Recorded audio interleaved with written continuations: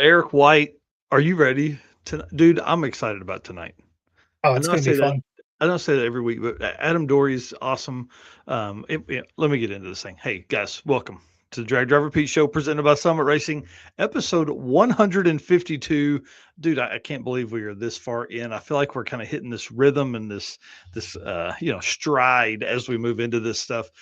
Tonight, first half of the show, tons of information. Like I had to stop making notes because I was like, man, there's just more stuff that we could add here. There's so much going on in the drag and drive community as we lead into what we would consider, I guess, probably really the kickoff to the season. Like the leading up till now has been good, but June is going to be insane. We're going to go over a bunch of that stuff, a bunch of the stuff that's kind of went down the last 2 or 3 weeks. And then in the back half of the show, Adam Dorey is going to be on, the airborne announcer himself.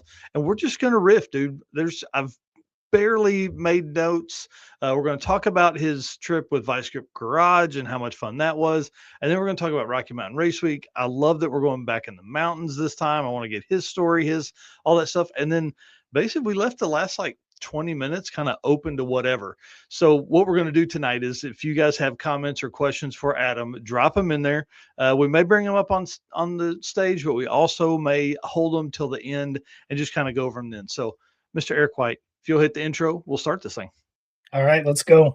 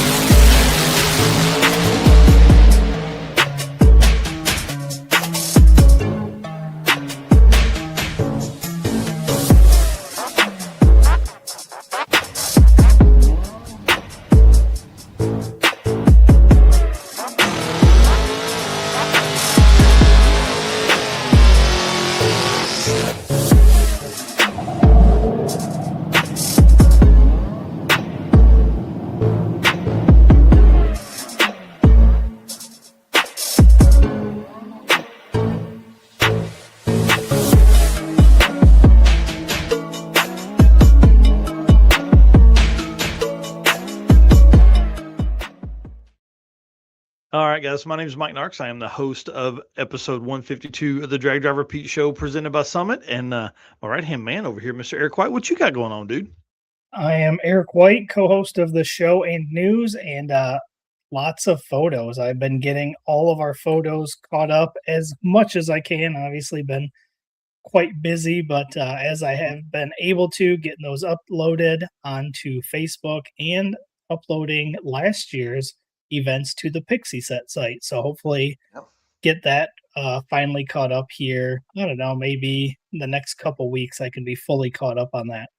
That'll be awesome, dude. I'm excited. We need to probably need to go ahead and start sharing that stuff out there. Actually, we'll do that here in just a minute as we move through the other stuff. But guys, listen, we need you to do us a favor. Hit the share button as you jump in as kind of we get wound up in this episode here. And just want to say thanks for being a race car friend, y'all. It's been incredible. I have been, to say busy is an understatement of the week. It's been incredible. We have something really big that's working and need you guys to do what you do. We appreciate you guys for doing all of that stuff. And then, of course, thanks to our sponsors for what they do, because we couldn't do this and what I've been working on without them. And then also, going to back to the streets, can't do that without these guys, fuel and parts and all that kind of cool stuff we got going on. So if you're doing some shopping, please hit these sponsors up and at least let them know, hey, we saw you over on Drag Driver Pete. Of course, Summit Racing Equipment, our title sponsor here for the show and the news and the circuit that just happened. Deech Works, who sponsors our Feed the Racers program, which is really cool. I'm excited to roll another one of those out at the 2-lane throwdown, which is in a couple weeks. And of course, they were the racer party sponsor for the circuit. Molly Motorsports, love those guys out there. They, he drove Adam all the way from North Carolina out for the circuit. Driven Racing Oil, all the stuff they do for us and the whole sport, man. You can typically find them at like sick events and dirt drags and tractor pulls and all that kind of cool stuff. And of course, Howard's Cams, J-Wire Solutions, AFCO Racing Products, Performer Built Transmissions, Car Change 3D, and Low Dollar Motorsports. If you guys are looking for fun stuff, PowerTube TV, you can watch our episodes here, and then Racing Junk Classifieds for all of your buy, sell, trade, all that kind of cool stuff. We'll talk about Summit and what they posted up yesterday or day before here after we let Brian Loans tell us kind of what you can expect from them. What does it mean to be built with Summit? It means you're hitting the autocross, drag strip, dirt, or open road with confidence. Because built with Summit means you're using parts from the top names in performance. Let's build it together. SummitRacing.com. Dude, I haven't watched the video yet, but this new Summit post, 10 things to check before buying a project car, and the Spirit of 26 Nova project they've got. This is episode 2 for this project series. This is going to be a good one. Let's run through these things. Here's the 10 things you should check. And I thought this was a really good number 10, parts availability. Bro, how many times have you looked at a car that's like kind of rare? It's really neat. It's, not one-off stuff, but like, you're like, man, and it's got busted back glasses, like those wraparound corners from like the 50s wagons. And you're like, I bet I could find one. Then you find out there were like 400 of those wagons made. It makes you want the wagon more. But dude, parts availability for that kind of stuff is so tough. Yeah, for sure. And then number 9, frame damage. That's another one. Get down underneath it and check that frame, because that's stuff that can be fixed, but it's going to cost you quite a bit. Yeah, I mean, don't start out on the wrong side of it there. And of course, the rear differential, man, look for plate, big plate. We've seen a lot of gear sets torn, like just destroyed lately. So it kind of, number 8's a good one. Yep. Number 7 is a fuel system. Obviously, a lot of that stuff can be replaced, but if you want to run a factory fuel tank, make sure that fuel tank doesn't have holes in it. Especially if you're trying to go street car and not do like a fuel cell. Obviously, fuel system, and most of these older cars are going to be carburetors, so fuel lines, typically rot out. So inspect all of that stuff as well. Yeah, for sure. And hey, here's a good one: brakes, bro. Check the brakes, because you can really get into a situation and end up spending a lot of money if there's no brakes there. Yep. And then suspension. Obviously, suspension's important, so make sure you check that. Find out whether, all that stuff's got to be replaced. Do you need all new rubber bushings? Do you need shocks or struts? So check all that as well. Yeah, and then some interior pieces. Are the hard to find things? Are they gone? There's only a few. There's many things that our boys up at Car Change 3D can print, but like, do you need to go into that right away? And then number 3, wiring. Like, you can rewire things, but it's heck of a lot easier if the factory wiring is there to start with. At least you know where it's going and what it is, even if you do have to replace something. Yeah, that's for sure. And of course, man, clean title and paperwork. This is something you've struggled with a little bit in the past on the Mustang. But it was a hassle, dude. Almost at one point, it was almost a deal breaker for you to keep the car. It was almost gone. Yep. And then number 1, rust. Obviously, a lot of rust equals a lot of time and money replacing body panels and all of that. So do your inspection, check for rust everywhere. Yeah, in all the specialty hidden places too. So I thought that was a great one. You can find that on the Summit Racing Equipment Facebook and YouTube page and all that kind of stuff. YouTube channel. Justin Wiedemann goes through the whole list of stuff as they start working on their project. I think it's a 74 Nova that they're working on. Yeah, bucket list mob. What's clean wiring? Yeah, nothing. There's no clean wiring ever. Yeah, what's clean body panels? Yeah, exactly. Well, that's how you get them cheap. And I like rusty patina stuff. So a little rust doesn't bother me any, except like on the Suburban you and I were talking about before the show. It's got like a big hole in the back, and that drives me nuts. So start looking at how to replace that. No way, not doing all that work. Right. So know that going in. Drag drive repeat updates, y'all. I hinted at it earlier. I'm working on something really big. I would say I probably have another 8 days of like serious work. So I would say for that, be patient with us. We have Brian and Joe working on posts. Eric is working on stuff, of course, from the circuit and photos and things like that. We'll have stuff that'll be dropping from back to the streets while I'm up there, and Richard Brewer's coming up there with me as well. But like while I figure this stuff out, this is going to be a big deal, but I need just a little bit more time, hoping I can have a pretty good idea by Tuesday of next week if we'll be able to kind of announce this thing on June 1st, or if it'll be maybe the next couple weeks. Back to the streets. I'm headed out Friday. I had originally planned to leave in the morning, but dude, there's just so much going on here at my house and in my life, and with this other stuff I was just talking about, that I'm going to push it back a day. I'm going to go up Friday. I'm kind of excited to go hang out with these folks, dude. I hadn't been there since 2023. It's absolutely crazy. It's been that long. Yeah. I'm pumped. Richard Brewer's coming up there with me. He is on his way now, going to land about midnight up there, which will be kind of fun. So we'll have some drone footage. We'll have, he shoots stuff in 4K 120. Like, we're going to have some really nice stuff from up there. And of course, me with all the other normal stuff I do. I don't know how many photos I'll take, but I know there's a shitload of videos that I end up with. So Brian and I have been talking through plans. Probably going to do maybe a daily shorter video that's like a recap of some of the stuff I got that day, and then do one big video at the end that kind of combines all of that stuff with extras and everything like that. So back to the streets this week. I'm really excited. And this is going to sound dumb, but do you follow Ernesto's Mexican Restaurant on Facebook? Do not. Man, this dude's crazy. I love it. It's hilarious. He's always doing goofy shit. Well, it's on my way.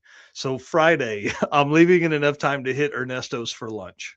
So I don't know why that thing ended up on my Facebook reels, but it is in Ernesto's Mexican Restaurant in Washington, Missouri. I'll be coming your way, buddy.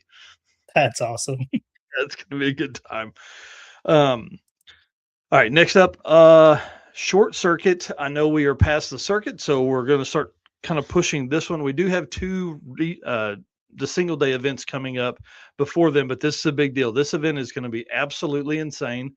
Tyler is excited, to say the least.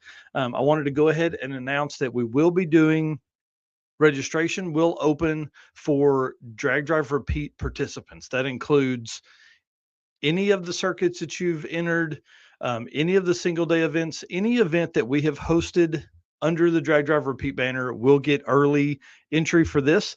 Public registration will open on July 18th, July 17th for the returning Drag Drive Repeat participants. This event will sell out. I don't even know if we will go to the public. This is going to be a good one. And the reason I'm doing returning racers first is because y'all, you take care of us, we're going to take care of you. I promise.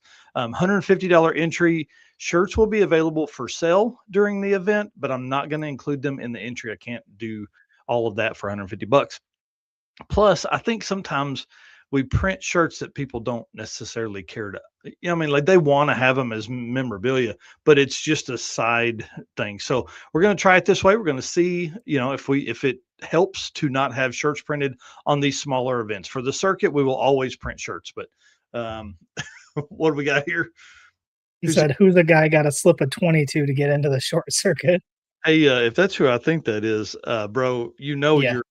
Jim Hopping is in the bucket list mob, bro. I hope it gets there, man. I hope it gets there.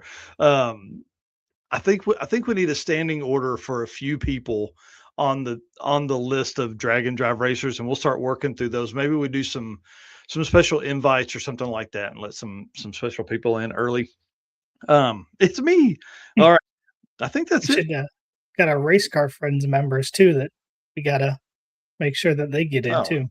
Dude, I mean 100%. They are always welcome. They'll always get the discounted rate. They'll always get anything that is special. Race car friends members will always get that. All right. I love this shot from I think this was 2 races ago, something like that, or 2 weekends ago. It's going to be so much fun there, dude. Like, this is the pits at George Ray's Wildcat Drag Strip. Like, shade? What, are you kidding me? Get out of here with that stuff. Right. It's going to be so great, man. Yeah, all especially in November too. Oh, it's going to be perfect. All right, sir. Let's hit it, man. Talk to us about some driven stuff. All right. Hey, it's Brandon from Fort Smith, Arkansas here. Driven Racing Oil is a performance engine oil that can do it all. GP1 is the ultimate oil for any race or performance application. Whether launching hard at the drag strip and during the extreme heat of off-road and circle track, or pushing the limits in top-fueled drag boats and demo derbies, winning racers choose GP1. Compatible with engines from classic hot rods to cutting-edge race machines, GP1's unique surface cleaning and high zinc formulation ensures superior wear protection, particularly for flat tappet camshafts, while solving issues like cylinder washout with methanol and ethanol fuels. Crafted from the legendary Bradford, Pennsylvania base oil and enhanced with state-of-the-art additive packages, GP1 offers the best in protection and performance. All right. Bucket list says I'm special, like plastic helmet special. I knew I liked that guy. Code DDR10 is your discount code for drivenracingoil.com. Again, anything on their website, oil, cleaners, degreasers, anything like that, use code DDR10 and get you 10% discount. So May events here, obviously Turn and Burn is done. Back to the streets, like we just talked about, starts today, May 20th, at Bunker Hill. So this will be kicking off. I don't know. I don't have the schedule offhand, so I don't know exactly. We're going to cover it in a few minutes. Okay, perfect. So that starts today. Drop the Hammer, May 28th through 31st at Mid-Michigan Motorplex, 8 days away. And then ending out May, 6 Speed Fest, the 28th through 30th at Beach Bend Raceway is also 8 days away. So we are in our final events of May, and then we go into our rapid fire month of June. So that's the best tons way of events here. Yeah. Street Weekend, June 4th through 7th. Streetcar Challenge, also June 4th through 7th. Alaska Speed Week, the 8th through 13th. Rocky Mountain Race Week, the 5th through 12th. Six Summer, 15th through 20th.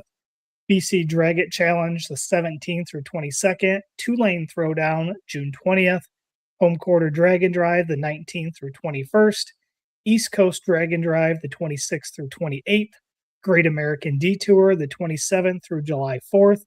And Buckeye Skips, the 29th through the 3rd.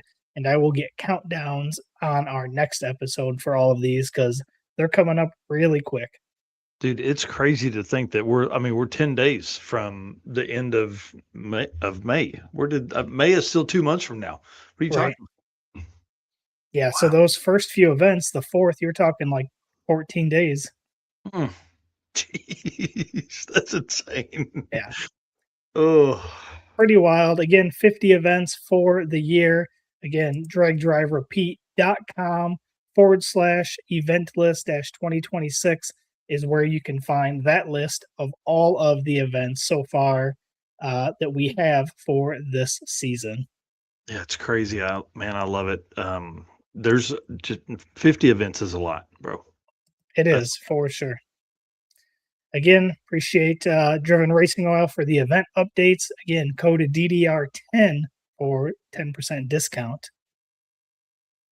And that's going to move us right in here to the J-Wire segment. So I'll hit this ad read, and then we'll talk about some J-Wire stuff. What's up, guys? My name is Cole from Fort Worth, Texas. Expert car and marine wiring solutions that you can trust.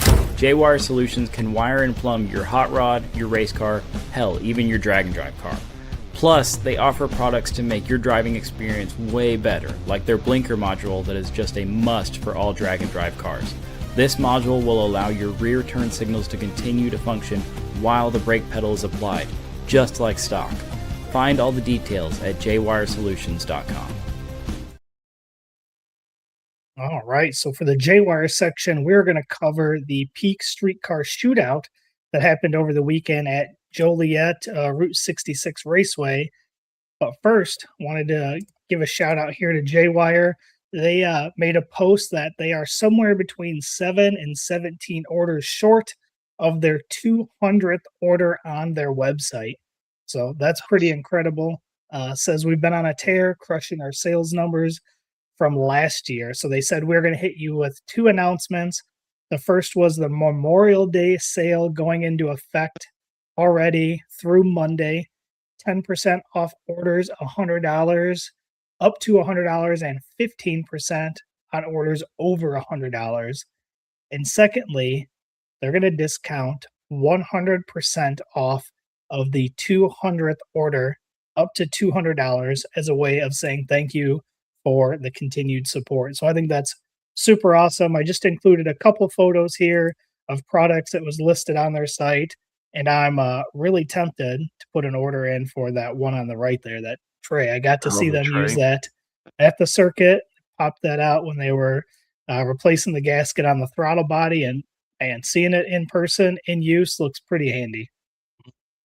Yeah, I'm in. Let's do that. The question Uh, is, though, do you wait?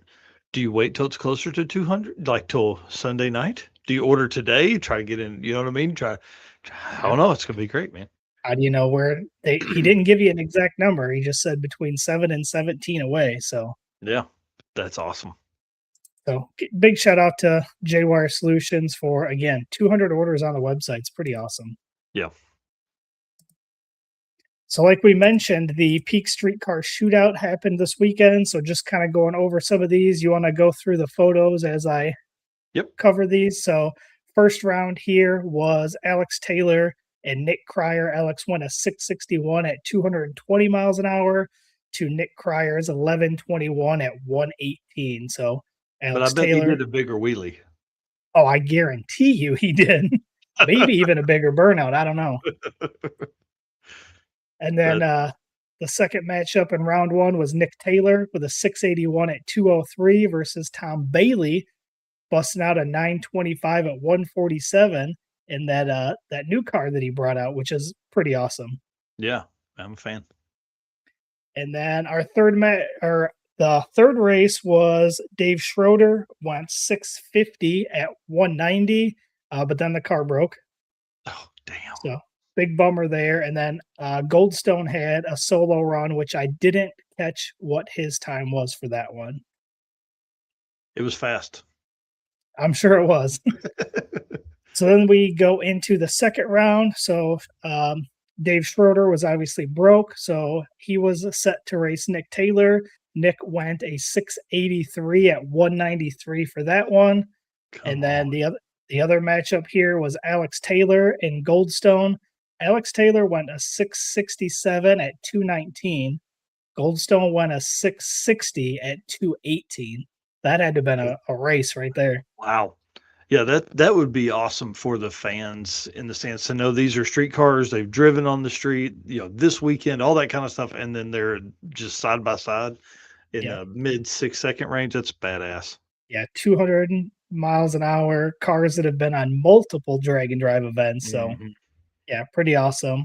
So that put us in the finals, Goldstone versus Nick Taylor. And Goldstone bumping in had a CO2 leak and red lit. So Nick Taylor went a 667 at 215, taking the win for that. Dude, that's fast. Yeah. His incredibly last fast. Round two, he won a 683 at 193, and then this one he won a 667 at 215. Wow. What did he run at Turn and Burn? Hold on just a second. Let me look this up. In round one, he won a 681 at 203. So 681, 683 to a 667.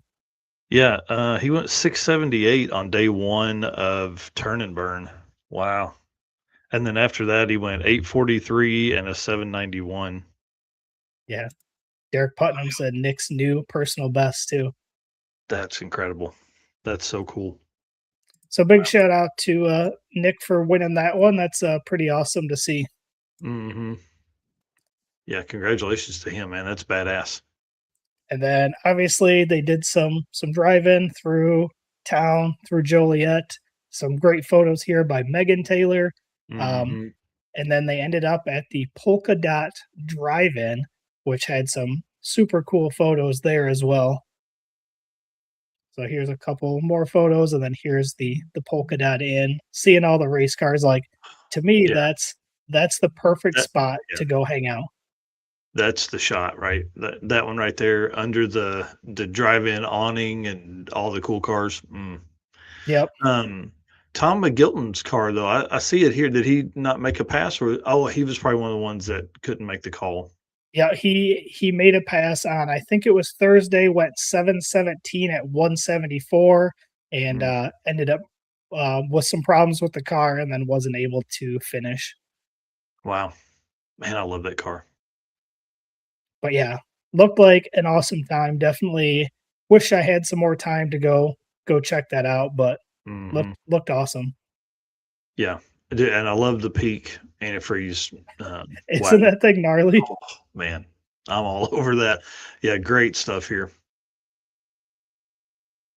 Yeah, great shots. Megan Taylor, man, she has a great eye. She's been around, this kind of content collection for a long time, so it makes sense. Yeah. Wow. Sweet. Well, that Sweet. wraps up the J-Wire segment. Again, go get some J-Wire products and get a chance to try to get that 100% off order on the 200th order. But if not, Mhm. 10% off of 100, everything up to 100 and 15% off over 100. That's awesome. Oh man, and real quick before we move on, Rodney Reeves, buddy, I'm sorry. I've been so busy. I don't have the next Backbone of Dragon Drive article outro written yet, so I will do that tomorrow. I'm putting that on my list right now. For that, he's been doing a great job with that, so that'll drop in the morning. How cool! All right, well, let's move into some Molly Motorsports stuff, and hit the play button here, and then we're going to talk about some fun things. Looking for a forged piston kit for your vehicle? You need Molly Motorsport Power Pack. What is Power Pack? It's the ultimate forged piston kit that comes complete with pistons, performance file fit rings, hot string steel pins, and clips, all engineered to work together, so all you have to do is build something great. Find your Power Pack at mollymotorsport.com. Oh, for sure. Molly Motorsport, man, we appreciate them. Appreciate Scott and the team over there. Let's talk about some streetcar takeover Dragon Drive winners. Freaking awesome here. Miss Abby Larson in the quarter mile Queens. They were racing in Tulsa the other day, and I think we probably need to follow this a little more. I think there's probably a lot of Dragon Drive racers that race in streetcar takeover. I mean, dude, they've got, I don't know, 20 events or 18 events or something like that. So we'll start paying a little more attention to the winners in this event style and stuff like that, because again, if we can help push people to, you know, race over there, keeps their car going and keeps them ready and street worthy and all that kind of cool stuff. Abby Larson took home the win in quarter mile Queens. And then Kylie Reynolds in that new car that he came out and was one of the top 3 people at the circuit and ended up with that sick week wild card. He took home King of the Bakery. Wonderful name for the roll race. Yes. Wonderful name. Love that. And then also that was on Friday. And then Saturday, he entered the street race class and won that one. Pretty freaking cool. Still blown away on just getting that car and top 3 at the circuit. And then this, I mean, that's badass. Yeah, hang on just a second. So I know we've talked about him running 4s and all that kind of stuff and how impressive all that was. But let me roll back through here. And he was asking, so March 23rd, he bought this car. He said, ran out of time getting my projects finished, so went and bought me a car this weekend so I can make the race. Dude, March 23rd. Yeah. So in less than 2 months, top 3 at the circuit. Yeah. And that's just what we know of. Oh yeah. I mean, that's incredible. And I'm sure he had some things he had to touch on it, once he got it. So that's badass to see that car make that kind of turn that quick, And then Gibson Freighter, who you guys know from probably Texas 2K. This is a stick shift car. This car is incredible to watch. It's just badass. He won the street race class on Friday night. So that was a fun one to come across him doing that. He is a Tulsa resident, and so he races at Tulsa Raceway Park quite a bit. And then Wesley Lovelace. Oh, there's another one to Kylie. Sorry. I didn't put Wesley in here. Sorry, Wes. Suck. Wes won the 1150 index race, and then in the post where I had made saying, congratulations everybody, all that kind of stuff, he said he's coming for that 11.0 index or 12.0 index at Rocky Mountain Race Week here in just a few weeks. Oh wow. Bring Yeah. it on. So bring it on is what I'm saying. Let's go. I'm ready. So that's Streetcar Takeover Tulsa news that, of course, Dragon Drive Racers. And I'll have to look and see if they have a way I can pull, um, like racer names and stuff in easy way. So then I could do some Excel stuff and see, because there's more. I know there is. I just don't know how to, I don't know where to find that stuff because I don't, add that to my list of shit that we're gonna that we're doing. So, um, Strange Engineering, Ronnie Buff Memorial, King of the South race this weekend at Shadyside. I know this is a heads up eliminations race. This isn't a drag and drive race, but dude, there's some hitters in this thing, and I can't wait. So let's walk through some $75,000 to win. Our boy won last year. Mr. Larry Larson won last year. Told Corey Stamper, who was on the West Buck show today, he said, he texted him. He said, "Coming for a 2 for 2." So we know where his mind's at. Our guy Rye Klemp, who was on a couple weeks ago with Mike Finnegan and Joe, he's going to be the announcer all weekend, which is freaking awesome. We love Rye and his stories are great. Nick Taylor, who you just talked about at NHRA, is headed out that way as well in the car. So all the testing they did at NHRA is probably going to be good stuff for this one. I don't know. That car probably ran on a big tire out there, will not be running on a big tire here. This is a 28-10-5 race. So this will be kind of fun to watch. Jimmy Dale is going to be in Bill Lutz's black car. You guys have seen it. That is a small tire car that is got a huge screw blower on it. I mean, this car's been 380s or something like that with Jimmy behind the wheel, and has won the event before in the past. Bill Lutz is also in another car that's his out there racing as well. 64 people signed up in this. Oof. Yeah, like big time names. And then a name you will be familiar with, Mr. Josh Davis, is going to be over in his own car, not in the Mustang this time. Going to be over on Slicks. I sent Devin a message asking which one they were going to be in, and he said, "We don't know what we're doing on Slicks, but we're going to give it a shot." I texted him back. I said, "Dude, if anybody can figure it out in a short amount of time, it's those dudes." Yeah, for sure. Yeah, going to be pretty awesome. I talked about, let me see if I can find my post for Little Gangsters, because we know John Mankia replied back that he was going to be there in Little Gangsters, and that's for 30 grand, dude. Dude, 30 grand is wild. 64 car again. Yeah, that's 15,000 to win on Saturday, 15,000 to win on Sunday. Yeah, off the trailer at Shadyside. You better hope you have some data. Well, and man, the great thing about Little Gangsters, it really is bringing out so many.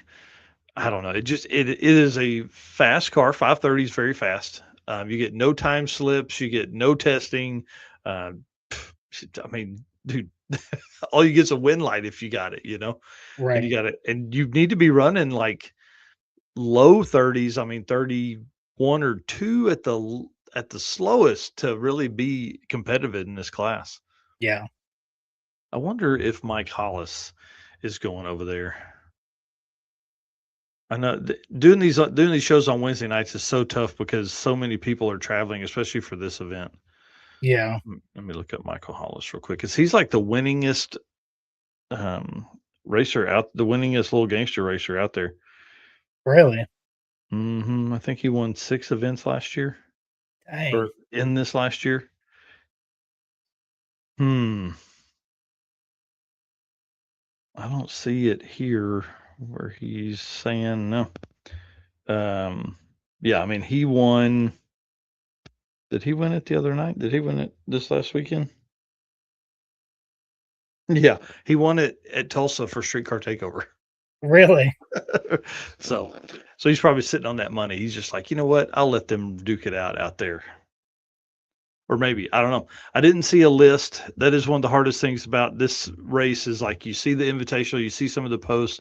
They had one listing for the King of the South with the racer names on it that had been invited, but that was all I saw. And dude, in there, I'm like Ryan Martin, the Firebird, Casey Max was headed out there, but has now changed his mind because of the forecast. This is going to be going. It's actually on Flow Racing this weekend, I think. So maybe we'll see some of that on Amazon Prime.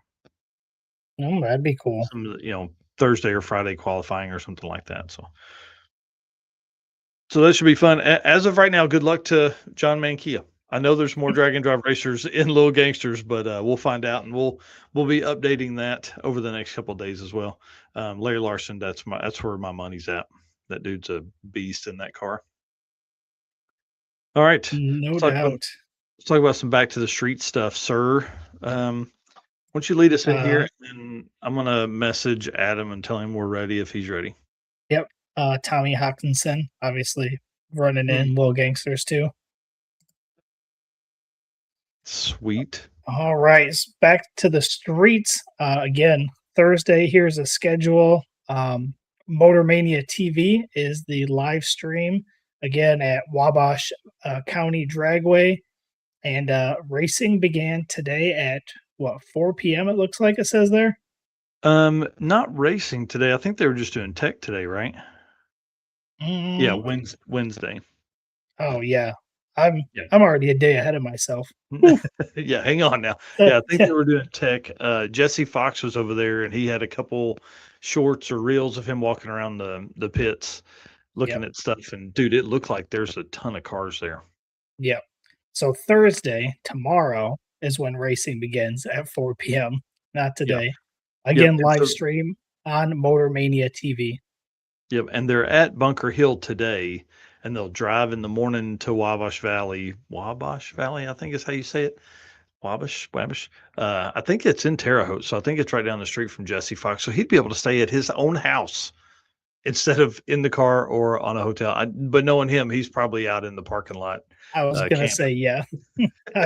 I would bet. I kind of like that idea because they start out at Bunker Hill, drive to Wabash County Dragway, then to Wagler, then to Brown County, and then they finish at Bunker Hill. Yeah. So yeah. Dustin Peterson saying going to make Little Gangsters my next year's goal. Bring it on. That dude can definitely do it. And as consistent as he is in 850 stuff, that doesn't take anything for him to get there. And then your dad, what's up? Yeah. Yeah. So then Wabash Valley, and then they're going to Wagler, and that's where I'm going to leave Friday morning early. Again, hit lunch at Ernesto's Mexican restaurant, and then over to Wagler Motorsports Park to finish up the day. I think this is going to be a great day of racing, and if not, some of the stuff Matt has been working on is definitely going to crush it if it does get the R word over there. So, and then I assume you're going to be around for Brown County. Bro, are you ready? I don't know if you're ready. Brown County, I'm in. And you mentioned Dirty Panda is going to be there as well. Yep. So keep an eye out on his page for, again, photos, videos, all that stuff. There, Richard is right there. So going to be awesome to see what he posts for all of that. Going to be cool. Yeah, and I figured I'd grab a couple shots that he took during the circuit, and then that's what he looks like if you're looking for the Dirty Panda himself. That's what he looks like. Here's some of the photos that he can get you if you're looking for a package. He definitely has those. And man, yeah, I'm excited about Brown County mainly for the opportunity to be at that track. And you think about it, like, dude, I'll have Brown County and George Race in the same year. That's gonna be a pretty good one. Yeah, no doubt. Rovic saying, so want to run Brown County one day. Dude, I agree. And especially this, I mean, no prep and Brown County and a drag and drive. Dude, it's like the trifecta. Yeah. Richard Brewer's on the way right now. He is driving, said he's going to be there about midnight tonight. So awesome. Yeah. And then Jacob Szynski, promoter of the I-57 drag and drive, is also going to be there, which is pretty awesome to see. And then John Marecki, I think, man, I wish I'd put the photo in here. That dude's car, it's like the Olds Cutlass. It's like white that has the wire wheels on it that are hubcaps, but like the back has a 275 tire on it. Yeah. Primo stuff, dude. The first time I saw them was at Back to the Streets, and he had the exhaust just dumped out the front fenders, like down under the fender, and he has now, put turbos there. So Bring it on. Yeah. Cool. Adam Dorey said he's on his way. He said, "Hold tight, please." So we'll have him in a few minutes. I feel like I'm going very fast today. Adam Hodson, defending champion out there in the small tire class, and then Austin Sanchez has signed up and will be there, which he won the first 2 or 3, I think. So this is the matchup to watch. I'm telling you. The way Back to the Streets is set up is you basically it's some big crazy formula that Matt has, but like winners race winners every day. You have like an A, B, and C bracket. I mean, like it's really really an interesting way to do heads up racing every day and a drag and drive because I mean, like if you were eliminated in a normal race, you just go home, but you don't want to do that in a drag and drive. So Right. you know winners winners losers losers winners losers. I mean, you have like this whole kind of bracket style setup. But I did love the artwork here on the right with the no prep drag and drive and the the rooftop tent on top of the DeLorean. I thought that was pretty cool. Yeah. Yeah, and And it then, looks like they're doing a free entry for all of the 2026 winners. yeah, this is So, badass. yeah, said we're going to continue to push the envelope on giving back to the racers and back to the streets. This year, 9 lucky class winners will get free entry into the 2027 Back to the Streets. With the format, you don't have to win every race to come out on top. So pretty awesome there. That's a good deal. Yep. And then you guys will be able to watch all of this live for free on the Motor Mania TV channel on YouTube. And I don't know if they'll do it on Facebook, but they will be doing it on YouTube. So put that on your TV. Let me see if I thought I had it in here at one point.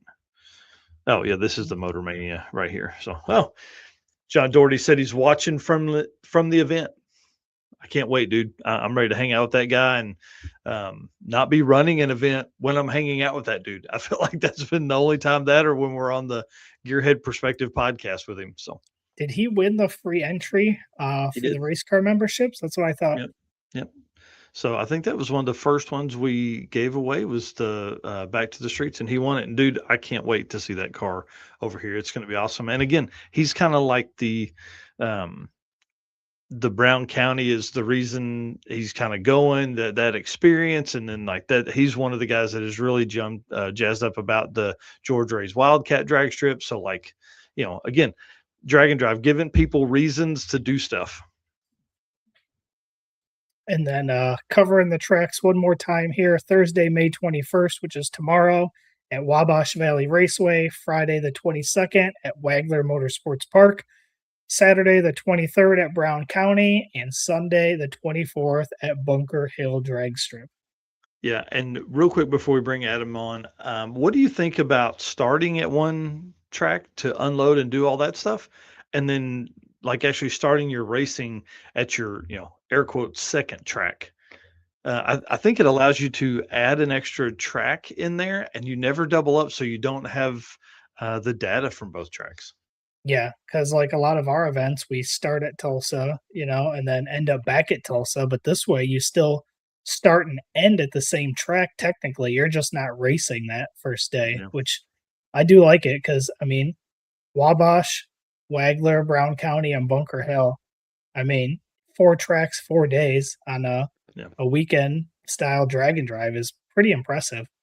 Yeah, I'm a fan. I think it's interesting for sure. And I want to see people's reaction to doing tech and stuff on Wednesday.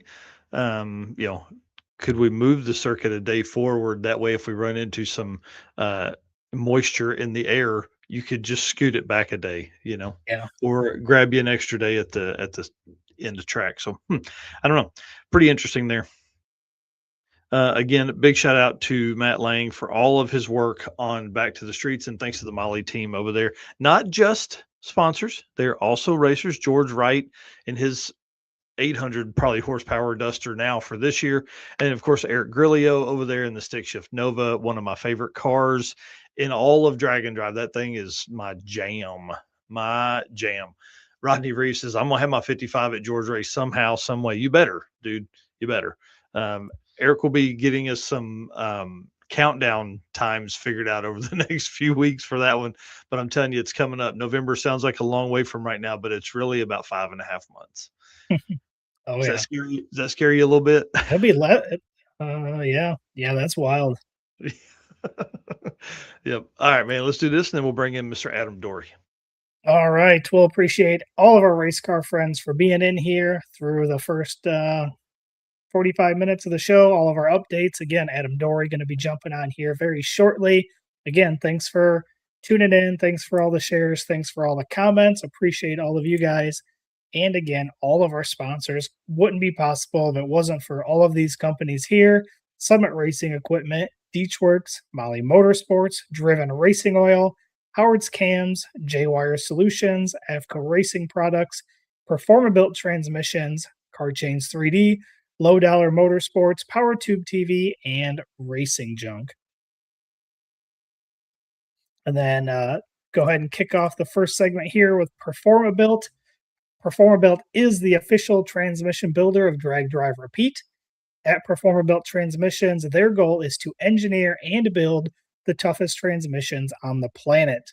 Performabuilt doesn't just rebuild transmissions, they systematically re-engineer each model to eliminate OEM flaws and to achieve the highest levels of performance. That is why they say their transmissions are not just built, they are Performabuilt. Well, I'm excited about this dude being on here, so let's bring him on. Mr. Adam Dorey, the airborne announcer himself, the man, the myth, the legend, the dude that does it all. Dude, I'm glad you're here. Thank you. I'm glad to be here, dude. Yeah, and you said I need an easy guest to kind of bring back on, and I was like, you know what? I'm easy. Let's go. You are easy. Totally. I know we kind of had like a little outline or whatever that we were going to rock tonight, but I do need to mention, man, the number one thing I get asked all the time right now is how is the legal battle going? And man, I because we just talked about Back to the Streets, Matt, as of today, the first day of his event, got a cease and desist order today. Oh, wow.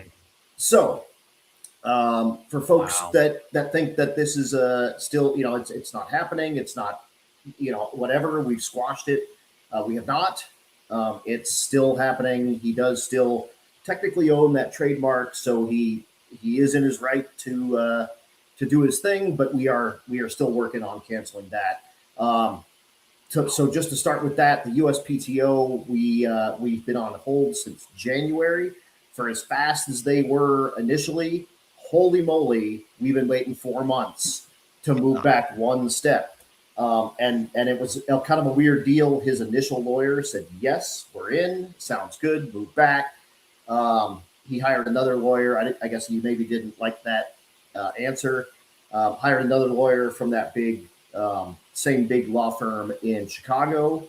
And they said, wait, no, we don't want to do that. So we said, well, we were told yes, then we were told no. We need help from the board to look at this. As of even like a week ago, my lawyer sent a request, just, hey, what are we doing? The same day they got back to us and said, we'll let you know when we know. So we're just stuck. We're kind of stuck in the mud on that one. Like I said, 4 months we've been waiting. So that's probably the plan. You know what I mean? Like right. Yeah. They see hard stuff like the PTO, the USPTO patent office or whatever, and they're like, this one's tough. Yeah, we'll throw that in the easy back, stuff. And exactly. So whatever, man. We're just stuck. It is what it is. We're bet your ass we're canceling that. So timing on that one. I mean, dude, the day of. I mean, how many posts has Matt made? I'm just saying. It's probably not an accident. Not at all. No, not at all. Is what it is. So, so whatever, dude, there's that. The other side, yeah, dude, Galen, that's what we're doing. The defamation side is in the same kind of, we're stuck right now. He has asked for a hearing, and that's for them to either keep or throw out my countersuit for a frivolous lawsuit. So we're waiting on timeline and stuff for that. Is what it is, but that's the number one question I get all the time. And I figured it was a perfect deal because we were just talking about Back to the Streets. Yeah. And he reached out and said, yeah, just got this today. So, yep, it's still happening. It's still a thing. And I'm still fighting on both fronts. I do have some interesting stuff coming on the defamation side, but until it's like happening, until like we have seeds planted, until it's like happening, I'm keeping that on the DL. But yes, I'm still fighting the fight. I'm still doing my thing. But right now we're just sort of stuck. But thanks to everyone who has donated. Thanks to everyone who has bought merch from people who are donating from that. It's been super duper cool. I am in the black. If that becomes to be not the case, then I will let people know. But yes, currently in the black. I've got a little bit of extra. I believe that my patent attorney, trademark attorney, is probably going to end up needing some more money here soon. However, until I am in the red, I'm not going to ask for any more. So gotcha. Everything's cool. If you continue supporting those companies that are and that have been doing that, then that's stuff that's kind of still rolling in. And I get like occasional just weird little blips of money here and there. Whatever. But like I said, for right now, I'm not putting out any EPBs. And since I don't have any new info, I'm not really giving any new info. But just know he's still out there. He's still doing his thing. Beware. And until it's canceled, I see no reason why he won't just continue doing that. Interesting. So, I wonder, NHRA. I mean, like he's still. That's a lot of yes. You should that is a thing. Yes. So Dino, who is Carl Steamy, was the only person on my podcast to ever pass out. So if you missed that one, go back and check it out. It was that's a great one. Fantastic. Yeah, and just skip right to about the halfway point. Right. His wife ended up finishing the podcast with me. Dude, it was great.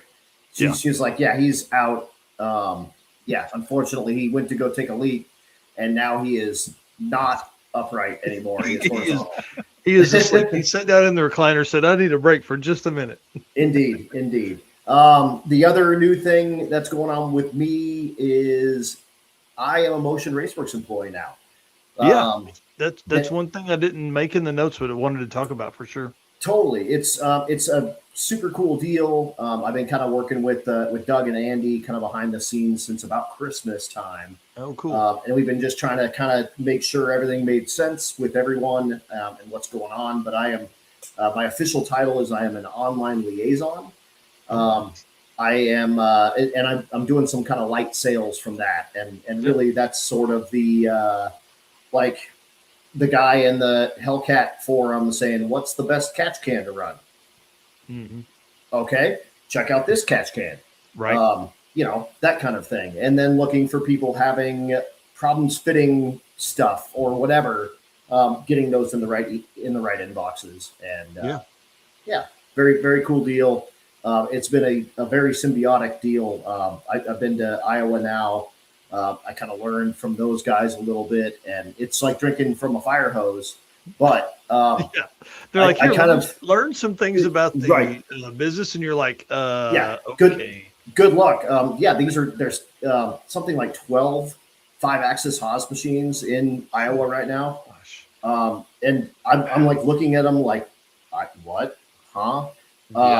But now they're making fuel pumps, but they do like all of the fuel pumps in-house. The only thing they don't do is cut the actual gears for the pump, for the oil and fuel pump, but they cut the stock and they send it out to a place actually over in Chicago, and they zip the gears and make them a matched pair and then ship them back as a matched pair.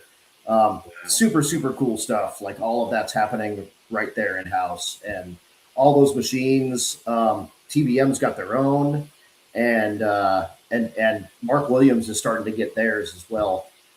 They're able to make anything in the catalog any one of those machines. Wow. So, like Mark Williams machines can make TBM brake stuff, and TBM brakes machines can make motion huge. race work stuff. And the other really cool thing is that now you've got East Coast, you've got Midwest, and you've got further west now with Colorado.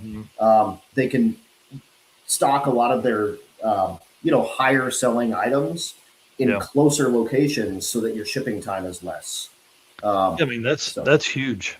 That's huge for them, especially and for customers, but to be able to make the logistics work. Plus, like if you had a run on some crazy part, that you just can't produce out of your Iowa location fast enough, throw 2 machines at each location on it. Now suddenly you're caught up. Wow. Exactly. Yep. It's a super cool deal. And then the new machine that they're going to have, they'll do an unveiling for. It's absolutely crazy. Absolutely crazy. But really the big thing is right now is they're building it so that it can run overnight without needing to have like a shift of people there. Oh, sweet. So they can come in, they can leave on a weekend, and they can have these pallets all loaded with raw materials, and the machine plus a robot will run the thing all weekend long. And when you get in on Monday, you just need to put new raw material in and take the finished pieces off of the spindles and get them ready for assembly or anodizing or whatever. But all of that stuff happens in that little area. The anodizer is really close to them in Iowa. They have a powder coater that comes down, and he's a close guy over there as well. So it's all a very close knit thing, and it's cool to be a part of. So and then the money savings there for not having to ship that stuff everywhere. You're not shipping it to Texas to have it powder coated and spending that money. That's cool. Yeah, no, it's super awesome, and I love it. I've been there 2 months. It feels like I've been there 2 days, and man, it's an absolute blast, and I can't wait to talk about when I've been there 3 years and 30 years and whatever. Right. Now think about all the cool shit you did back when you sold sprinkler parts. Sprinkler parts, and compare that now you're doing that kind of stuff, but on a cooler scale with cool parts. That's what a buddy of mine said. He was like, "Man, you got pretty good at selling sprinkler parts that you don't give a shit about. Now you're actually selling something you care about. Like you might do pretty good at that." Yeah, that's awesome. Yeah, I might. That's awesome. Well, big shout out from Josh Rich here. Says Adam's been a big part of helping promote Tucker's Capri build and slinging parts. That's Crapri. If you look, the spelling is correct. Crapri, not Capri. It's the Crapri. Yep, that is the Crapri. And that has been such a cool deal. Once we found out that Tucker's family was good, and everyone kind of made it through, we were like, screw it, let's build him a hot rod, dude. Like, we're going to bring him out and we're going to show him a good time. And kind of every year, either before, during, or after, we end up with someone that needs something. And it's cool for everyone to kind of get together and make that happen one way or another, however that kind of works. And Cassie, hell yes. Let's dude, Big Sky Race Week is going to be off the chain this year. We are going to see if I can maybe have 7 old fashions and work the next day. If you start early, you can. No, we get starting at the end of the day. No way. No, we're just gonna go for it. Man, it's a good time. I'm not hanging out with y'all that night. Whatever. Wuss. No, Wuss, that's how you do it in Montana, man. It's Big Sky country. It's Big Sky up there. Big Sky, big drinks, all that stuff. That's right. But no, dude. So we're doing all kinds of we were just talking. I'm just getting that was Kevin. Yes, Cassie. But just getting off of Going to Towns tour, which was crazy awesome. Oh yeah. Derek from Vice Grip Garage, along with O'Reilly Auto Parts, put on a little mini power tour. And man, where was this thing? I was trying to figure it out. It was all in South Dakota. So we went sweet. We went from the Black Hills into the Badlands and back. How cool. It was gangster, man. It was so much fun. I took the little Honda. That's my father-in-law's Cougar. And he was, we just kind of snuck him in. He didn't actually sign up. We were like, it's a free country. You can come do what you want. Wherever he wants to. Yeah, I mean, let's go, dude. But no, we had an absolute blast. It was about 500 miles, I think, something like that, all said and done. And we came home every night, so we added some mileage. But the little Honda, man, the little Honda ruled. That thing was great. It's a 90. It's so cool, man. Dude, it's a 91 Civic wagon, and the like piece de la resistance is it's 4-wheel drive. There are very this thing's super duper rare. There's very few of them around, and what happened is the Honda drag race community found out that all of those Civic parts will fit into an Integra or a Civic or any of the smaller like RSX, TSX, all of that stuff, and you can build an all-wheel drive, whatever. But the wagon stuff is all good for like 1,000 horsepower and like 8s. That's insane. With no aftermarket parts. That's insane. Yeah, it's absolutely crazy. The CRV stuff is actually way smaller and works different and is nowhere near as strong. So a bunch of the drag racers have picked those apart and taken those pieces out. But I found a squeaky clean little gem out of Denver area, and I've kind of hot rodded it a little bit. I put a VTEC head on it.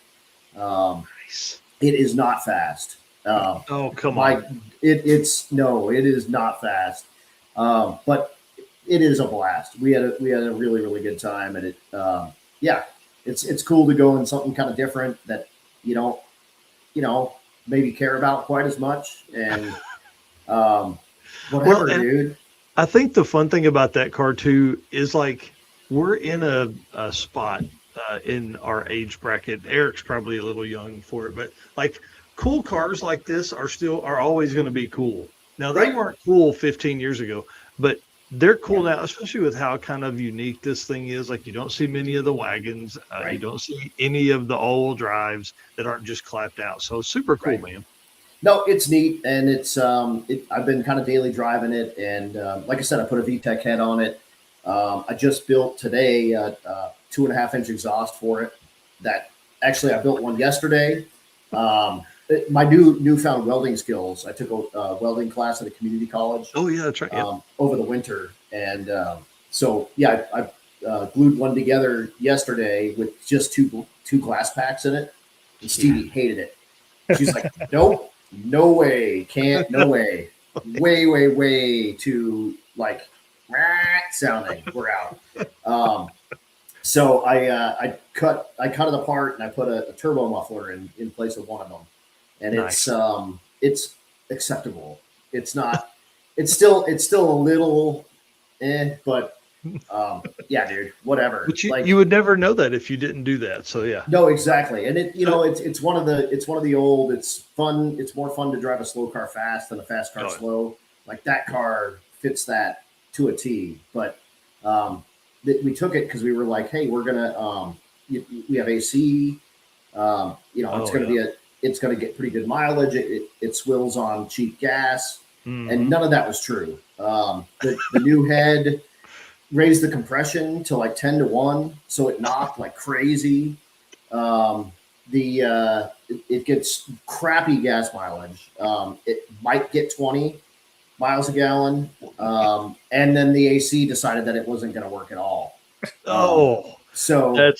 Yeah. So three strikes, but. Whatever, man, it'll go 80, and it's a fun little pocket rocket, dude. That thing that's nuts, and it's one of those that no one knows, but when you get the one guy that knows, he's like, dude, what is this? Yeah. Oh my God, you have one. He's like, hey, would you want to sell it? I need those parts. I get offered all the time.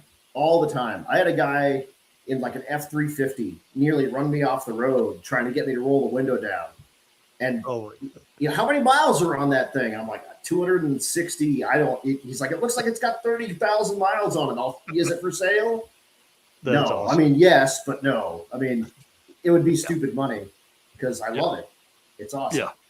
How fun. So what does that Everything's mean for for the sale. other project cars? Man, I've got everything is working right now. I can't believe it. But everything needs a little bit of work. Mhm. The Cadillac stick shift CTSV first gen, Stevie has pretty much stolen that from me. Yeah. She was kind of dailying that to work and stuff. But it's got an 8.8 swap in the back, which is the only way to make those things live. They have like a piddly like 6 7/8 ring gear from the factory. It's just terrible, and they're known for wheel hopping and just blowing that thing to shreds. On top of that, the inner axles are 27 spline, so they're just little itty bitty, and that thing's a 4,000-pound stick shift car with an LS2, so it's got some power. But put an 8.8 in it, but it needs a ring and pinion. It wasn't set up right, and that thing makes so much freaking noise. And it's the perfect frequency to match with my tinnitus. Oh. And so I hear nothing when we drive that car. I mean, nothing. Stevie can have a full-on conversation with me, and I will hear 0 words of it. You're like, man, she hasn't really been saying anything. This right? Is yeah, I just look over. Cruising. She's sleeping, and I'm like, great. And then I look over, and she's mad at me because she's been talking to me for 30 minutes about whatever, and I'm like, why? So it's okay. It's parked. It runs, drives. I just need to put a ring and pinion in it.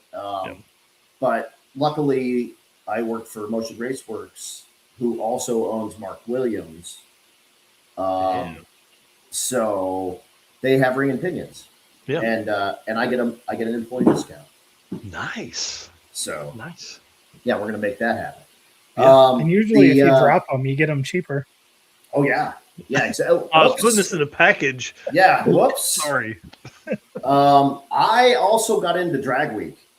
So I'll be at Drag Week, but I am bringing back my Malibu. It'll be 10 years since I blew the automatic up at Drag Week in 2016. So this is like our 10-year reunion, and I'm bringing Brad back as my co-pilot. Awesome. That is, for folks that don't know, an NA 6-liter with a big Crowler cam in it. And it's got a face-plated T56, and I switched it recently to a 456 gear. So it's gonna be a little rowdy, but the T56 has a 0.56 gear. So so the 456 is like a 225. Once you get on the highway, but so it's gonna come back to do wheelies and try to outrun its 1150 cert, because I'm not putting a bar in that car ever. Nice. I don't blame you. And 1150 is fast enough for a car built for burnouts and all that fun stuff. Totally, and especially an NA car and a stick car. Yeah, that's a pretty rowdy NA stick car. So I'm for it. And then my Monza, because I'm an idiot and I put money in cars worth no money. I have a 80 Monza. Great history. Oh, dude, it was my first car. It's the exact car. I sold it. I got it back. It is at FM Fab at Vince Rui's joint.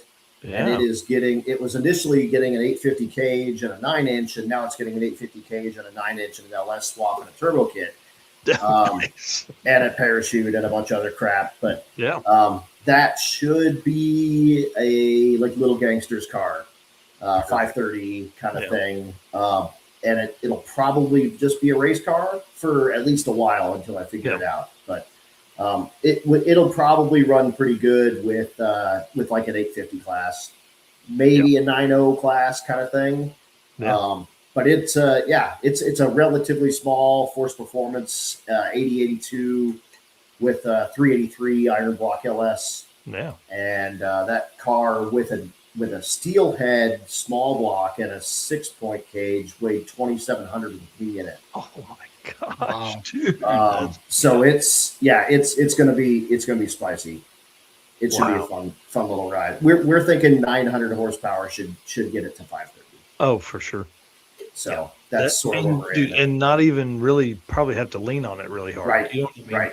Yep. Exactly. And yeah, 900 in that thing is probably going to be under 20 pounds of boost. So yeah, that should be pretty sweet. Survivable longevity Right. build. Yeah. Yep. Cross Amy says that's a go-kart. Yeah, It is. That is a go-kart. Yeah. Yep. Exactly. So no, it's going to be a sweet little ride, and that's all my crap right now. And then my pickup truck, I just did it's always work. I just did a displacement on demand delete on that as well, and a Circle D torque converter. Shout out Dan Paul Mary. Shout out, yeah, dude. To Dan's them. the man. I tell you, we love all the Circle D stuff we've got. That's what I need to go to in the old truck. Yeah, yeah, definitely. But yeah, dude. So that's all my stuff. It all runs. I just kind of this was the first real big trip in the Honda. Yeah. But it is going to be doing race week. So exciting. We're going to rock the Honda in race week. It'll either be in stick shift or naturally aspirated small block. Dude, please do in a small block. Really small block. Yeah, tiny block. Yep. Yeah. Yep. Exactly. Exactly. Interesting. Wow. How cool. So Stevie going to drive it? Yep. Stevie will drive it. She'll be driving in Big Sky in race week later this year. Cool. And I'll be in drag week, and then we'll see what else we can kind of get into. Yeah, maybe some George Ray's action at the beginning of November. I live so far from everything. I need a freaking like Huey helicopter or a Chinook helicopter to take me places, because especially with a car and friggin' fuel the way it is. I mean, even if you had an airplane, you couldn't afford to fly it. Hell no. So it is what it is. I'll see what I can get into, but man, Sturgis track open. They had their first event here on Friday. They've been, if you didn't know, they've been closed for the last couple of years, and they got a board put together. Dragon Drive race weeker Janae Hammond.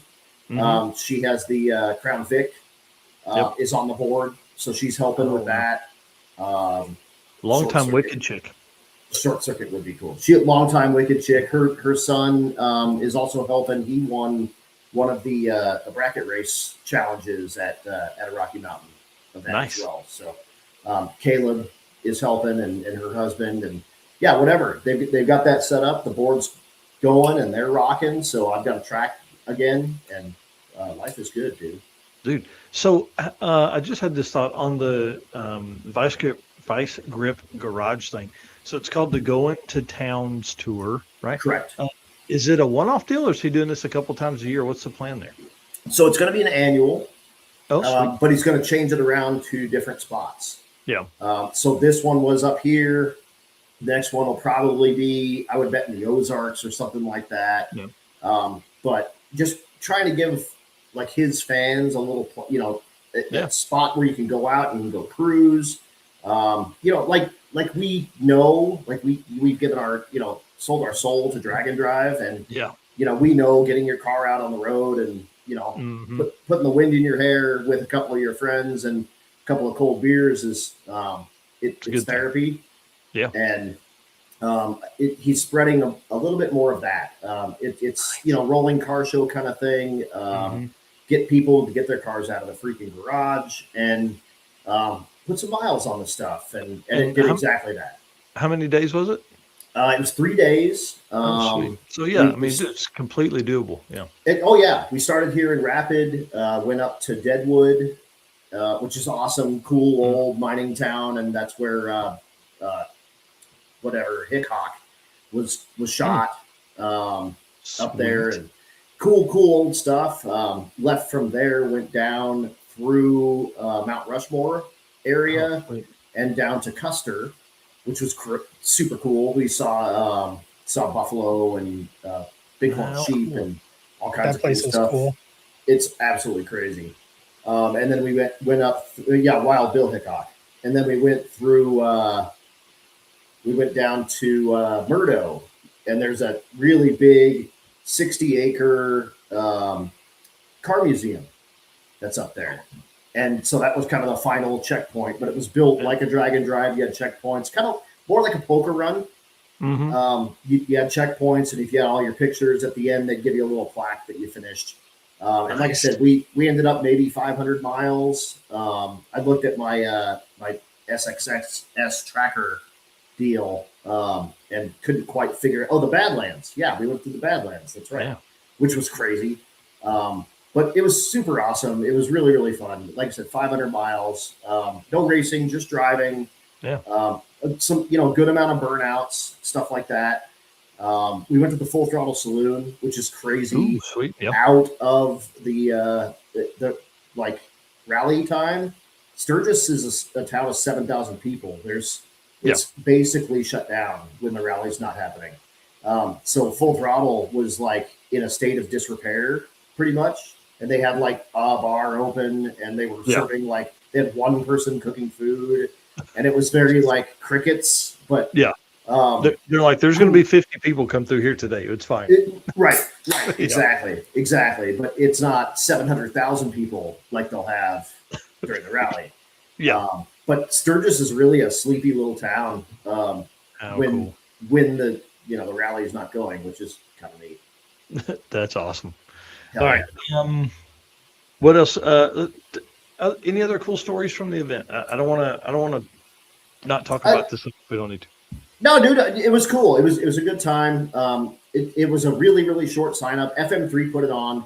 They're the same guys that do Power Tour.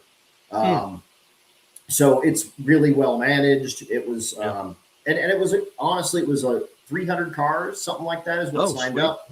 280, I think, left the first day. Dude, that's awesome. And people just kind of came and went as they pleased. Like we added Stevie's parents just for a bit of it. They didn't sign up. They just drove around and had fun. But no, it was fun. It was very much a get your car out of the garage and go cruise it.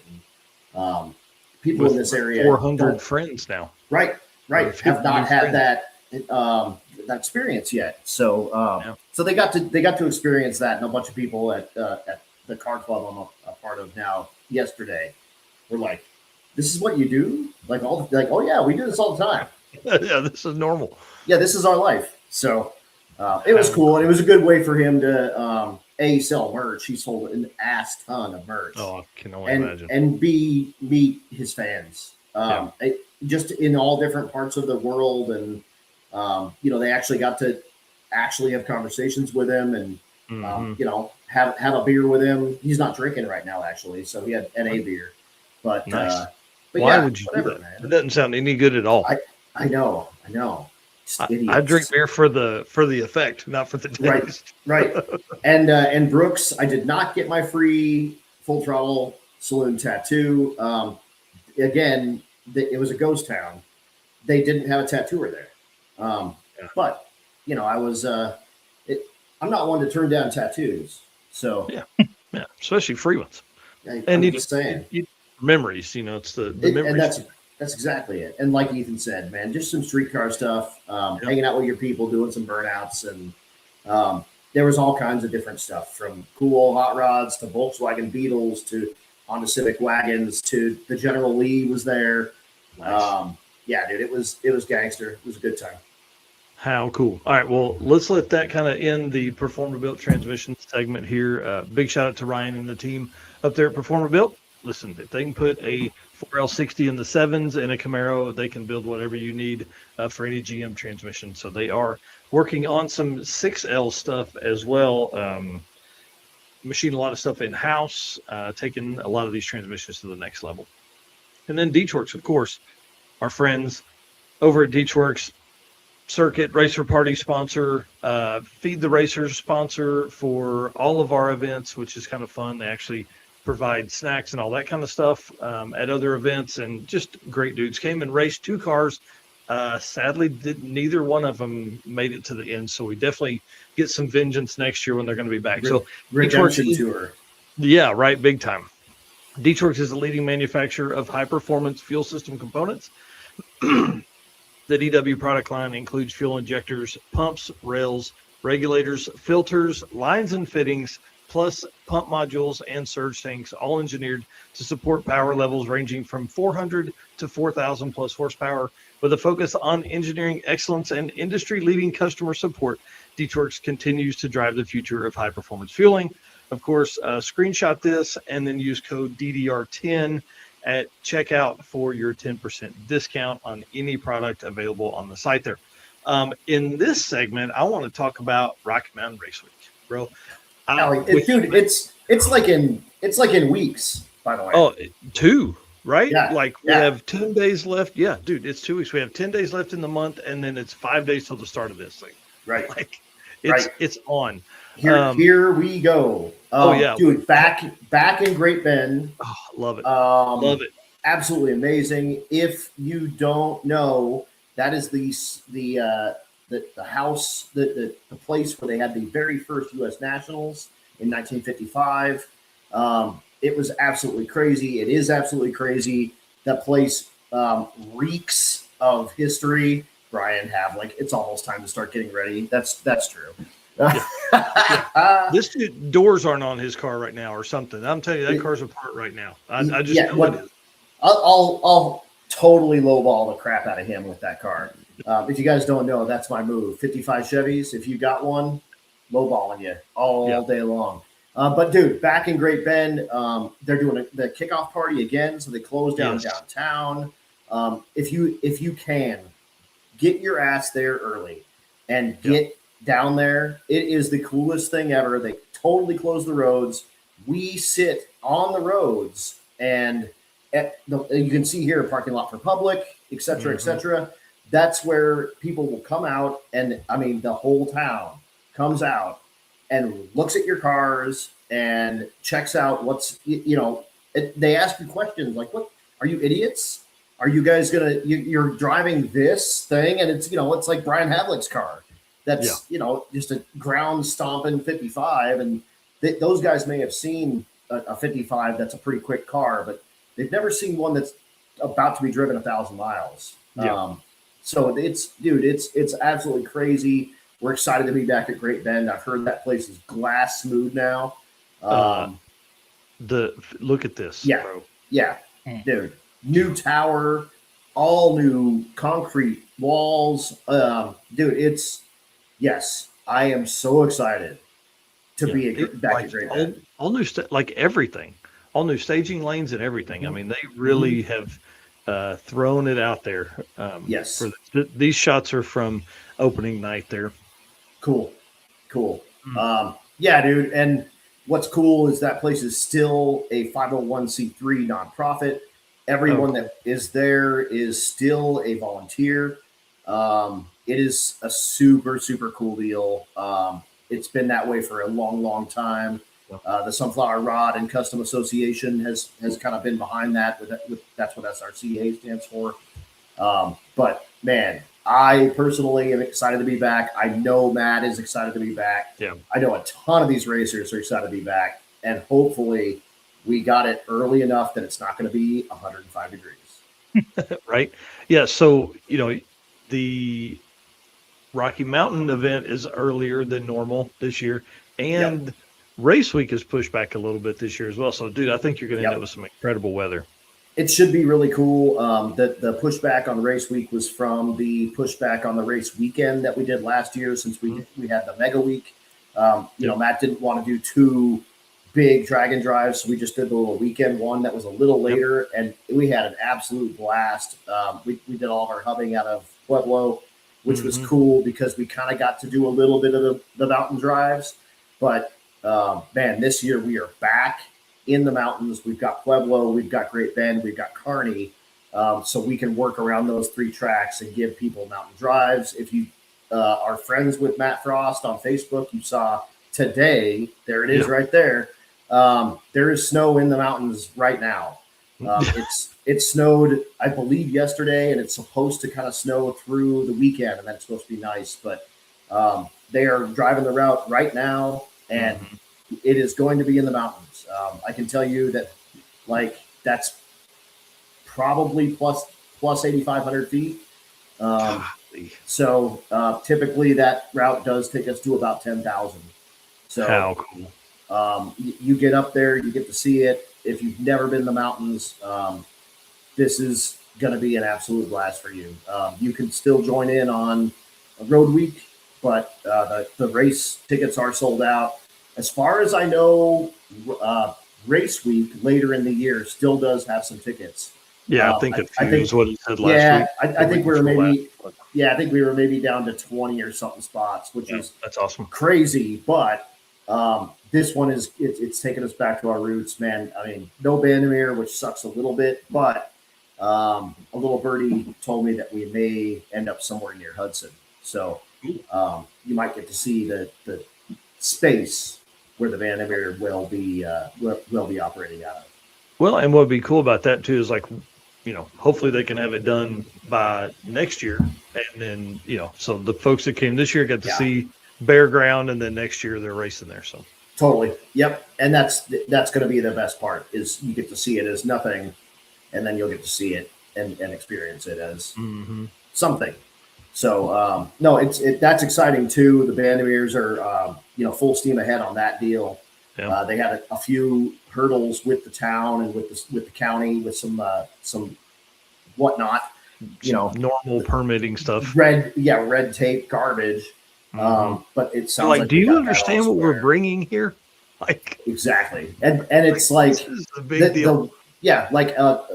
Tractor repair company at the corner is going, I don't really know if I want all that traffic. Get out of here. Yes, you do. I promise you do. Yeah. Like, you realize like toter homes and all that kind of stuff. Rich ass people will be here, and guess what? Those guys live on ranches and stuff. So I'm just saying. Deal with it. It's happening. It's cool. It's happening. I'm excited that it's happening. Yeah, I think that now cars are cool. Obviously, Drag and Drive I think has probably helped push that quite a bit with the amount of events and people that are participating, and we're getting cool cars from the manufacturers and all that kind of stuff. Like cars are neat. To have a facility that's going to be at the level of what that is just it's going to be huge for the community. It's going to be crazy. And just today, Pikes Peak International Raceway announced that this will be their last year. That's a far south roundy round track, but they did do some like no prep stuff there and whatnot. But I have heard rumors, and these are just rumors, that Bandamere is going to have a circle track and a road course and a drag strip and possibly a water park. Wow, dude, that would be awesome. Yeah, because the land they bought. I mean, people need to understand this. It was like 1,100 acres or something crazy. Right. Like so the original Bandamere was about 100 acres, and a bunch of it went up that hill, and there was you couldn't do anything to it. It was wasteland. Yes, they're 10 times that space now. It's going to be pretty interesting. Huge. Well, and the protection that provides for the sound and all the stuff that comes from people complaining if that ever happens, right? And just the thought process from the beginning to be able to build out what you want from there is pretty cool. So I'm excited. So back to Rocky Mountain. You got Great Bend start and end. Excited about that. To be back there, and both events start and end at Great Bend this year, right? Correct.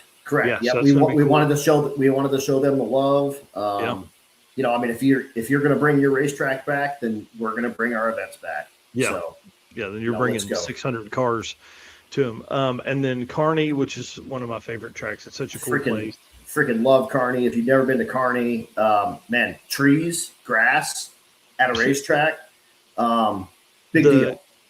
For the drag and drive racers, we're seeing this big move towards camping and all that kind of cool stuff.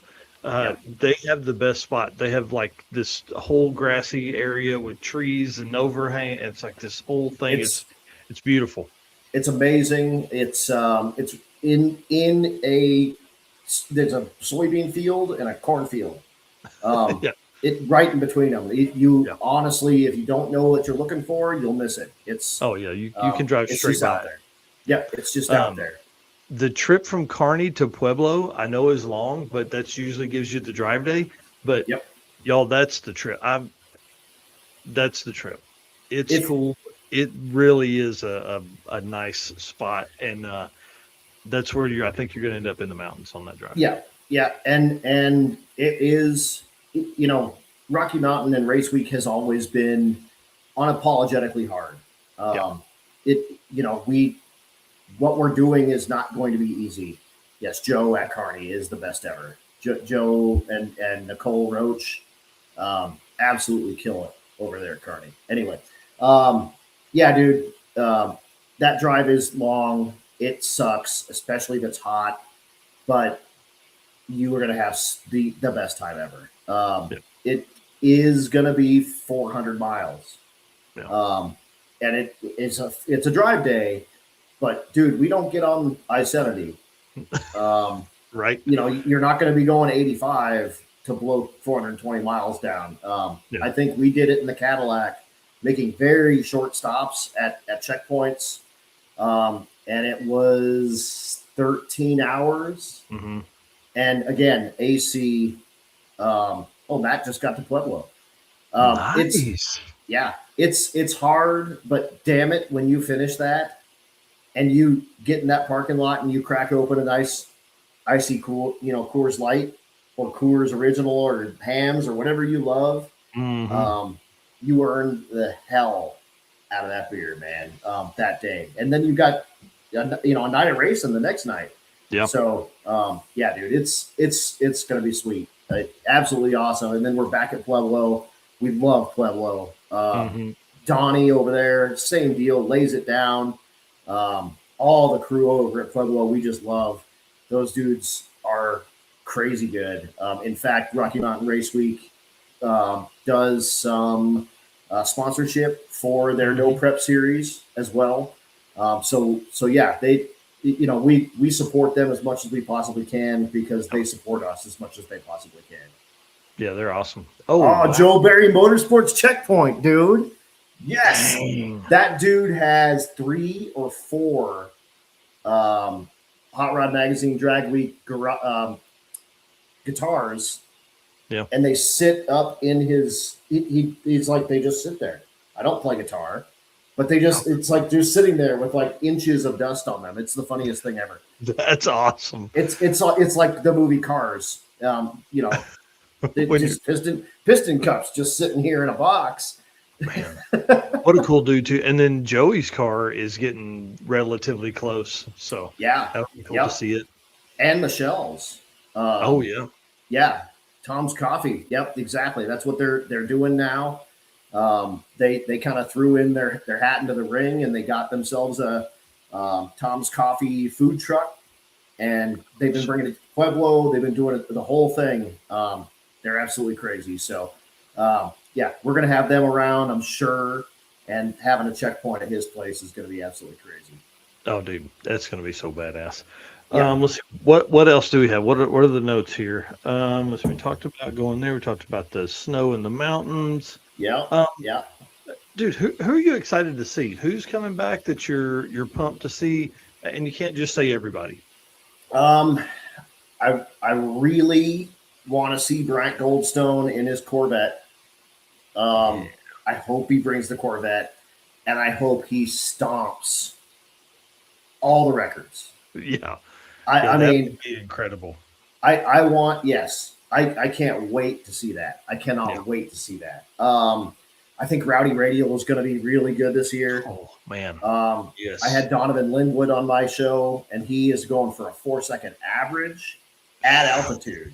That'll be the first, right? Like I don't think we've only had one 4-second run ever, and it was Matt Moore at Pueblo after a 420-mile drive. So see, like we made a big deal about this at the circuit. I don't think people understood like what a big deal that is. I mean, I know it's on a 235 tire, and that's a lot different. But like, dude, it's taken us. We've done events since 19, and we had just had our first, 4-second runs in the 8th. Like, it's a big deal. That's freaking fast. If you lay that down, that's well into a 6-second quarter mile on a little bitty tire like that. Yeah. Those guys are gangster. They're kind of their own little group. It's sort of like the movie Point Break. Like they're the group in a group. We're all badasses, but those dudes let them hang, man. Those guys are them and the stick shift dudes are head and shoulders beyond what's going on. Nate Curran, who was on with Donovan on his show, I made a post that somebody would need to be really stupid to have a stick shift and 235 car. So he put 235s back on his Fairmont with the stick shift. No way. To go back to Rowdy Radial with a clutch pedal. Dude. And that car has gone 5 teens with an automatic in it. And that was 3 years ago. So he's thinking he's kind of on that same doorstep. He wants to be 5.0 490s, but with a clutch pedal. That'd in be his cool. car. So I'm looking forward to that. Always Rich Guido, Bill Armstrong. You know, they're kind of duking it up match. Bill, I am told that he is also recently outrun his cert. So nice. that car is picking up serious ET. Yeah. He PB'd by over a 10th on his last trip out. Wow. So he's starting to pick up the pace a little bit. And of course, Rich has been like 820 or 830 now in that 4,000-pound GTO. But those guys are gangsters. I think he did that on the did he do that at Sick Week or was it at Streetcar Bragging Rights? Bragging rights, yeah. After driving it all the way across the country. Well, and those guys kind of kept it low key, but they both drove to Omaha for Kyle's funeral. And they drove their cars. I saw Bill's post, them driving along, but I thought it was just old footage. I didn't even think about them going to Omaha. They went to Omaha. So, they just kind of kept it on the DL. And both of them drove out there and just said, we feel like it's the right thing to bring our cars. And that's so cool. Yep. But those guys they're the real. So I'm looking forward to seeing them do the thing, obviously. And really it's always the newbies that I do the rookie of the year. I do the young gun deal. I'm still doing that. I'm bringing that back this year. And the rookies that come out that have been looking at this stuff for a while and, maybe I'll get out to one of these or someone that's done a weekend event and wants to kind of, dip their feet into the shark infested waters, if you will. And they get to do, no shit, 1,000 miles and no shit, minimum. A couple of days of 400, it's going to be fun to watch those guys. Oh, dude, Eric Reisner, who's done 2 now DNFs. He's got a Coyote-powered, big-tire, 70 Mustang, fastback. And just finished the circuit. So that car is proven street ready. Yep. I am looking forward to seeing that actually come out and do what it can do. And it's a Pro Charge deal. It should run hard. That should be a sweet car. That car's really fast. Hang on. Eric, do you remember what Reisner ran at the circuit? I think it was 5. Dude, it may have been 5 teens. Hold on, I'll look yeah, that sounds about right. That's pretty gangster, dude. Yeah. I mean, I'm just saying, it's still only 302 cubic inches. Right. Right. Eric Reisner, 528 was his, or 522 quickest pass of the weekend. He ran a 522 on Sunday at Tulsa and a 528 on Saturday at Thunder Valley. So gangster, dude. Yeah. Super cool. And he's a Colorado first boy. time out. Yeah, first time out. I mean, that dude, that's the first time that car's been, in that setup. He's put it on the street a little bit, but obviously to come out and just swing at it like that's pretty badass. Totally, dude. And I mean, and then the old school guy. I like to see my friends. This is kind of our family reunion. The guys that have been there forever, Vince, and we'll see how many of the Wilsons we get this year. Typically, it's 17. 8 of them. Yeah. 8 cars, 27 of them. Yeah, a couple. One year they came down in 4 cars, and there was 8 of them, and they went home with 3 cars and one on a dolly. Yeah, and whatever. My favorite story is Eric putting the piston in on the side of the road. Like I don't remember where he was at, but Eric, I think me and you were together, and we're coming by, and all those cars are on the side, and he's way off down in the ditch and putting the piston in. Yep. And they were lapping valves with like Crest with toothpaste. Yeah. Yep. It's good. Oh, Arm and Hammer is what it was. Arm and Hammer. Yeah. Yeah. Those idiots. Guys, they know how to good time. Idiots. And of course, gassers. Holy cow. The new rule in gassers is in effect at Rocky Mountain Race Week. Oh no, what's that mean? So Matt put that out a year or so ago, and we kind of went from like the most lax gasser rules to maybe now the hardest gasser rules, and you need to be pre-approved. And Matt needs to, you have to fit like a certain number of these criteria. Right. If it's got colored tinted windows, you get a point. And if it's got a name, you get a point. And if the front end's high enough, you get a point. And no plastic intakes. You can have LSs, but no plastic intakes, that kind of thing. Yeah. I can't believe I forgot Rob Lipinski, dude. The old Yeller got painted. Yeah. Got painted. And it's badass. Dude, it is gorgeous. And then it's coming back with big block with a blower, right? Big block with a blower and Holley EFI on a bird catcher. So he went from twin turbo LS yellow car to a blown injected big block orange car. Oh wait, what? It's orange now? It's yellow orange. Oh wow. Okay. Yeah, dude. I think the last time I saw something of his come across my feet, then it was still the black and white. Oh no, dude! It's yesterday. He got it done. Oh wow! It is gangster. It is gangster. I'm gonna try to find a picture of it. I think it's still got the white top, but it is it's gangster. He also got into Hot Rod Drag Week. So nice. You know who else got into Hot Rod Drag Week? Matt Frost. Matt Frost got into Hot Rod Drag Week. As he goes twin turbos on the Hulk. Yep. Got out of the Pro Charger, had too many problems blowing that thing up. Not the motor, but the Pro Charger. And coming back with turbos, dude. Totally. Yeah. But the Pro Charger deal is so tough though, because it's crank driven. Dude, that thing so hard. Right. That setup's not built for the street. No, I don't. I mean, I'm sure they say it is, and he's had it on the street and all that kind of stuff. But like, it had to be a ticking time bomb, and it just. Well, it's one of those things. If you have it anywhere near where it's max, and then you spin the tires, then it's over max and it blows up. Yeah. So, it just depends on how hard you're trying to push it, and he's Matt, so he's trying to push it. So yeah. But no, that's going to be sweet. He's going to go back for unlimited iron. I will be in stick shift, or no, I'm sorry, naturally aspirated small block because I don't have stick shift. Yeah, but I'll do the stick shift shootout. We've had Keith Turk on, and we asked that question, and he was kind of like, man, it's not really. They don't really want a stick shift class because they feel like it, it's going to bring so much extra headache. Right. If you're trying to figure out what the style of stick shift is in. Right. Yep. No, that's a thing, but whatever. It's all good.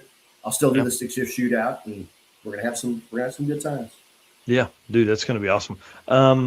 Eric, I'm scared to open Facebook on my computer while we're live. Will you see if you can find the Rob Lipinski? I just did look for it, and it's got pictures of his daughter's car that he painted. It may have been purple. Wow. Yeah, it may have been on his like Snapchat or something. Oh, gotcha.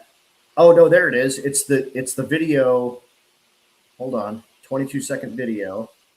Oh, it's really loud. Yep, that's it. The 22-second video is what you're looking for. First thing on his page, and it is gangster. Yeah, they're one of my favorite families. Pulling the camper, doing that whole thing, man. They're just so Hey, damn cool. Don't let him and hear me say that, but they're just and so. Skyla started the pink fingernails. Oh yeah, love it. So if you've gotten a pink fingernail at race week, that was from that Skyla. She's a There's Lipinski. never not been an event she's at where I haven't gotten at least one. And that's the thing. Oh yeah, dude. Look at it. Mama. Dude, look at it. Oh, dude. A sparkle in that too. It's got so much flake. It's The probably got 50 pounds of flake in it. Oh, but it is absolutely gangster, dude. That is killer. That looks really nice. Yeah. I'm in. I'm in. Dude. Wow. So getting to see that car again after the yellow, white primer. Wow. Dude. Yeah. That's so good looking. Yeah, dude. And he's coming back with a vengeance too. That big block is 871. It made something like 13 or 1400 horsepower. It's he's also swinging. That's awesome. It's gonna be sweet. I think one of my favorite photos in Rocky Mountain history is the shot where like everybody's pinkies in the air at the awards ceremony. Where were we at? We were in Kearney then, I think. I think so. Yep. Man, what a cool shot. Yep, and that's such a cool deal. The Wicked Chicks, that's still a Rocky Mountain Race Week deal. Mm-hmm. Chad and Cody put that together because both their wives were racing, and we lost both of them. And you're a woman in a man's world, and we want to give you a little something extra.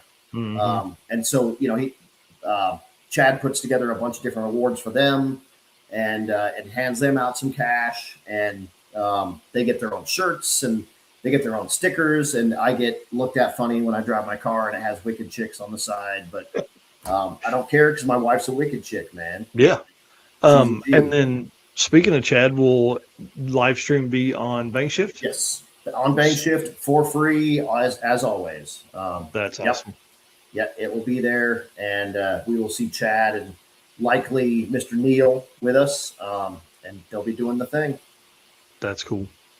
All right, well, let's wrap up the Deech Work segment there. Trying to think of any other questions. I feel like we've gone over a bunch. Hang on. Big shout out to Chris Padgett, big time supporter of us over at the circuit and Drag Driver Pete. But also up there, he was racing. This was the opening day at SRCA Great Bend. So pretty cool. Yeah. And you know what? I'm just going to throw it out there. I'll give him 6,800 for that car right now. Turnkey. Dude, I'd give 6,805. Okay, 68. We'll bet on that. Yeah, I love that car. It's one of the first ones where I saw the turbo inlet on the hood, and I was like, yeah, I need to do that at some point in my life. Oh, speaking of, before you jump real quick, the Starks. I think the Starks are great. I think the Starks are bringing something. Little birdie, but stick shift. Your co-employee, like somebody your since Blaine's there, but stick shift on notice. They have a 6.0 cert Fox body. Oh, come on! And that's awesome. And it's got a gear ripper in it. So you know it. Wow! I'm breaking news right here. I'm just saying. I hope they can get it done, and I hope they bring it. But the Starks might have some. The 55 wagon reminded me. They might have some hotness. Hell yes. Well, big shout out to Deech Works. We appreciate them and all the stuff they do for us. I mean, obviously, bringing 2 cars to the circuit. Neither one of them finishing just means they're coming back next year, bigger, better, stronger. David Deech was driving the Volvo Amazon, and he's like, it's on. Him and I have been emailing back and forth, and I'm trying to get him to come do one of the single day deals we have. And he's like, I don't know if I can do that, but I definitely am coming for the circuit. He said, I've got to finish that thing. No way around it. And of course, Mark Campbell, he's the GOAT. He's the dude that, and one of my favorite people out there. It's pretty awesome. So, all right. Thanks to Deech Works. Eric, you want to do the AFCO racing, and then we're just going to kind of riff a little bit here while we finish up the show. All right. Racers know when you want performance that wins, you want AFCO. From shocks and suspension to cooling, brakes, and more, AFCO Racing has been helping teams go faster for over 30 years. Built by racers for racers. Check out the AFCO Advantage and follow them today on social media for the latest in performance parts. AFCO Racing, built to win. All right. So before we kick off a bunch of stuff, I do want to ask the first question in this is, when's That Cool Drink coming back? So I did a couple of Tuesdays ago. I had Donovan on, and man, I had some technical difficulties. It was a terrible time. I got a new computer, I got a new webcam, I got new everything, and I was like, this is going to be great. It was terrible. It went to shit in like a handbasket. It was not good. It is coming back. I'm probably going to have to put it on Wednesdays up across from you guys. Unfortunately, We understand that. That's the way it goes. And it is it's just going to be drag and drive all Wednesday, baby. Yeah, because Bang Shift is live tonight too. They usually talk about some drag and drive stuff in there as well, especially lead into and recap for Rocky Mountain. Yep, but no, it's definitely a thing. It's we're kind of. I'm working out the kinks, working out the details, but it is going to be coming back. It's going to be doing I'm going to be doing a monthly. Is my plan. Just a weekly was just too much, unfortunately. Yeah. Man, preach it, brother. Preach it. Right. You guys do 2 of them a week. You guys are idiots. But we only have guests one night. We typically don't have guests on Saturday, so that makes our life pretty easy because we can just grab news stories from Wednesday night till Saturday morning. But still, man, just the cadence of it is it is intense. So especially with the new job and stuff, I needed to make sure that it was going to be fun, B, it was going to be like a resourceful thing for people. Like it was kind of That's Cool Drink has always been started as like if you have one of these things in your driveway or in your garage that this guy has, here's your recipe to build it and bring it out and drag and drive it, sort of. So make sure that is up and top of mind as well, and and then again, make sure I have like relevant stuff happening. So rather than just pick randos and just trudge through a weekly show, I want to make sure it makes sense for everybody moving forward. So I think that's a great. You know what I mean? Like, because there's so many times where, like tonight, I mean, we've just been kind of riffing, and there was a very loose set of notes. People need to understand this. And really, the reason behind that was because I've been so busy the last 2 weeks trying to get this big thing going. It's like, I literally, the text between you and I, hey, man, I need somebody that can do this without. Without a lot of, and there's, unfortunately, and it's part of the deal. There's some background to get people kind of up to moving, and it's not just what you're seeing in your eyes. There's hours and hours and hours of prep beforehand that go into this stuff. So, like I said, Dude, monthly will be awesome. It's going to be sweet. And then, the guys at Motion have been super cool with letting me kind of do whatever I want, but at the same time, I need to make sure they're getting their bang for the buck too. So. So it is what it is. Brought to you by Motion Raceworks. We haven't discussed that quite yet. And not everything needs to be sponsored. Not everything. Exactly. What more likely what you'll see is going to be powered by Bankship Billy. Oh, sweet. Guess. Nice. And he's kind of always been around and kind of behind what I've been doing. Bill Armstrong. Dude, that guy is such a mentor. Like, nobody will ever understand how much he's helped drag driver Pete and all of this stuff on this side. I mean, drag and drive as a whole. Oh, for sure. Just pushing that with Rich Guido, kind of the twin kind of element of those guys. But I meant business wise for our side, like just all the stuff over here, like all the questions I've asked him over the years, been amazing. And he's a smart dude. He's a business owner. He has his own podcast. You can check them out on Clutch Burners. which is super cool. It's Stick Shift very, Nation on YouTube. Yeah. Yep. Very, very stick shift oriented, obviously, but dude, that guy's always kind of had my back. So I think that's probably more than likely we'll do a little something with that just so I can give him a little extra love. But he's got those wireless buttons. He's probably going to have me at PRI this year. Come on, dude. That's awesome. Yeah. So I'm whatever, dude. He's just always been a big proponent of all the stuff that we're doing. And obviously for you guys too. Yeah.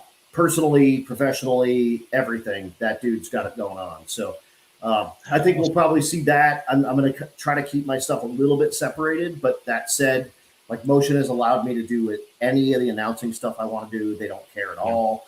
In fact, it gives them kind of boots on the ground at events where they don't have boots on the ground at. And even though they're not like a sponsor, I can actually get them, their customers a little extra support at a racetrack and get them like instant help, which is going to be cool. We are doing a sponsorship in kind with the Wild West Dragon Dash as well. Ooh, so Motion's going to be on their deal as well. They're covering my airfare down there. Oh, and I can talk about them as much as I want. So how cool. And dude, Porsche, Galen, them, they came up and did the circuit. Yeah. Blew me away. And with River, with their oldest son. Yeah. And Galen's car is so awesome. I got to ride in it at Wild West. Dude, 140 mile an hour wheel speed trailer burnouts. Yes. In overdrive. Oh yeah, it's no joke. That's awesome. Buried the speedometer in the Hall EFI dash. Pretty kick ass. That car, that dude, that family, that event. All this stuff is gangster, dude. I'm loving being a part of all of it. Yeah. How fun. Tom Bagley asked how many corn dogs Adam wants during 1.0. Yes, all of them. I mean, and then we need to ask, what do you guys think? Is it socially acceptable to eat a corn dog lengthwise in public? Oh yeah. Listen, touch that dangly thing. Yeah, no shame in your game. What about you, Eric? Do you care? No, I don't care. Just going for it. Do you guys teach your kids that that's okay? Sometimes I have daughters, so no. Okay. All right. Sometimes I like to pull it off of the stick and just hold it in my hand. Right. Just the stick, or no? Oh, I was thinking a whole other thing in your hand because I like to do that too. But no, corn. If you guys don't know, Corn Dog Tom is my name for Tom Bagley. He was on my show. We realized he had never had a corn dog, and Eric Carroll, whose house he was staying at, was super cool. He actually went to Sonic and picked up corn dogs for Corn Dog Tom so he could eat them live on my show. That's awesome. And yes, he does hit the dangly thing. Yeah. Bring the dog to the mouth, not the mouth to the dog. That's solid advice right there. Especially, and for all you folks that ever have a microphone, it's the same. You need to bring the microphone to your face, not your face to the microphone, because it looks like a whole different thing. That's awesome. That's for all you up and coming announcers in this world. Well, dude, let's talk about that for a minute. We won't run too long here. Announcing stuff, man. What all you got planned?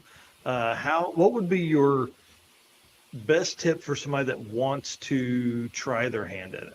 Oh, dude, do it. Just do it. I just got off a Mustang week. And I was sort of the entire MC for the week. It was not just announcing; it was a whole thing. It was kind of Freedom 500, but for 5 days, not just for 2. So it was cool, man. Pro burnouts, drifting. I got to meet Von Gittin Jr. and Ben Hobson. In fact, there's a video of me or something, or maybe stills of me and Ben Hobson passing a Monster can from him drifting around me.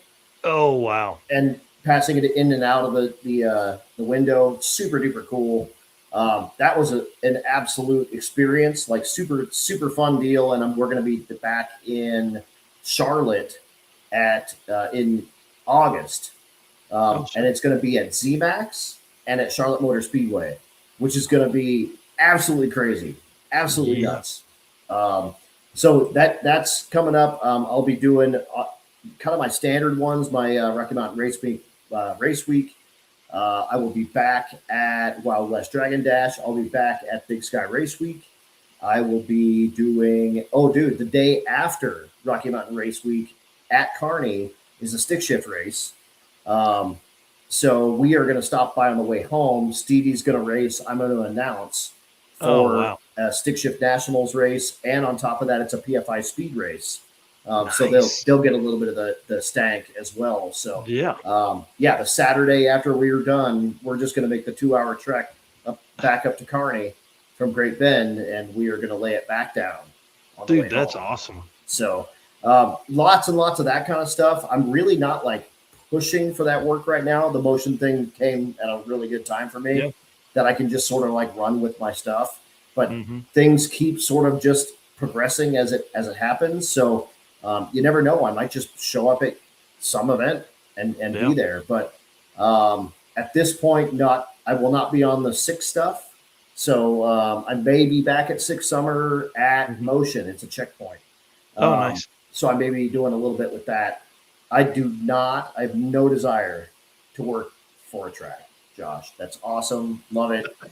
He's done that before. Great Bend is a 501c3 and they don't pay anybody. And there's nothing wrong with that. Like those guys do what they do. But I don't make enough money at Motion to just make it on just Motion.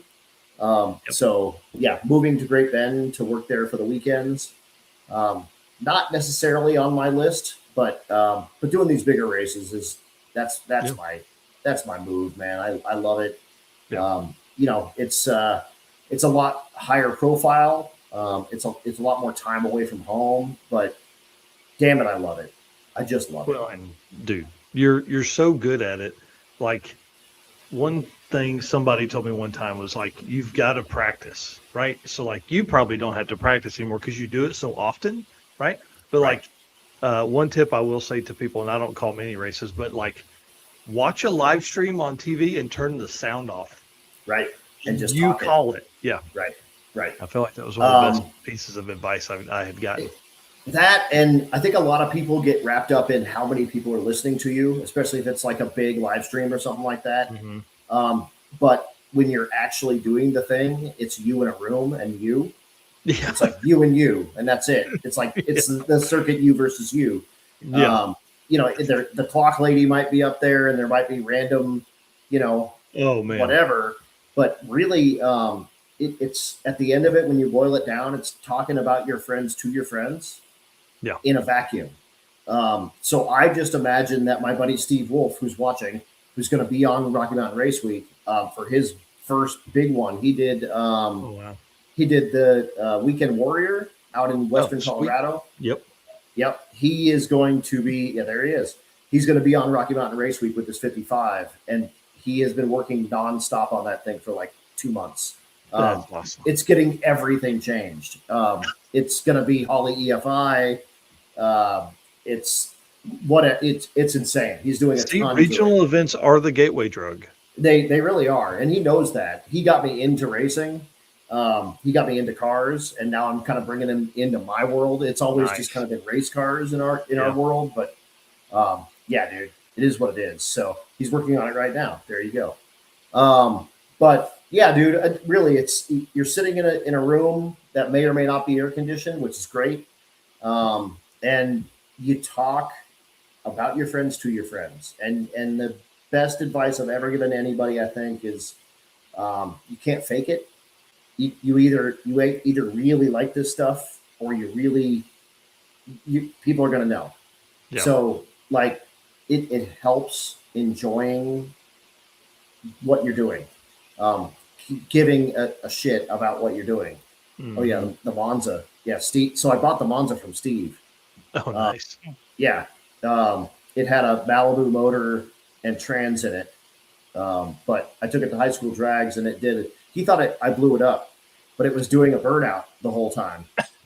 down the racetrack, and it did like a 330-foot burnout, and the tire mark from that burnout was on the racetrack all day long.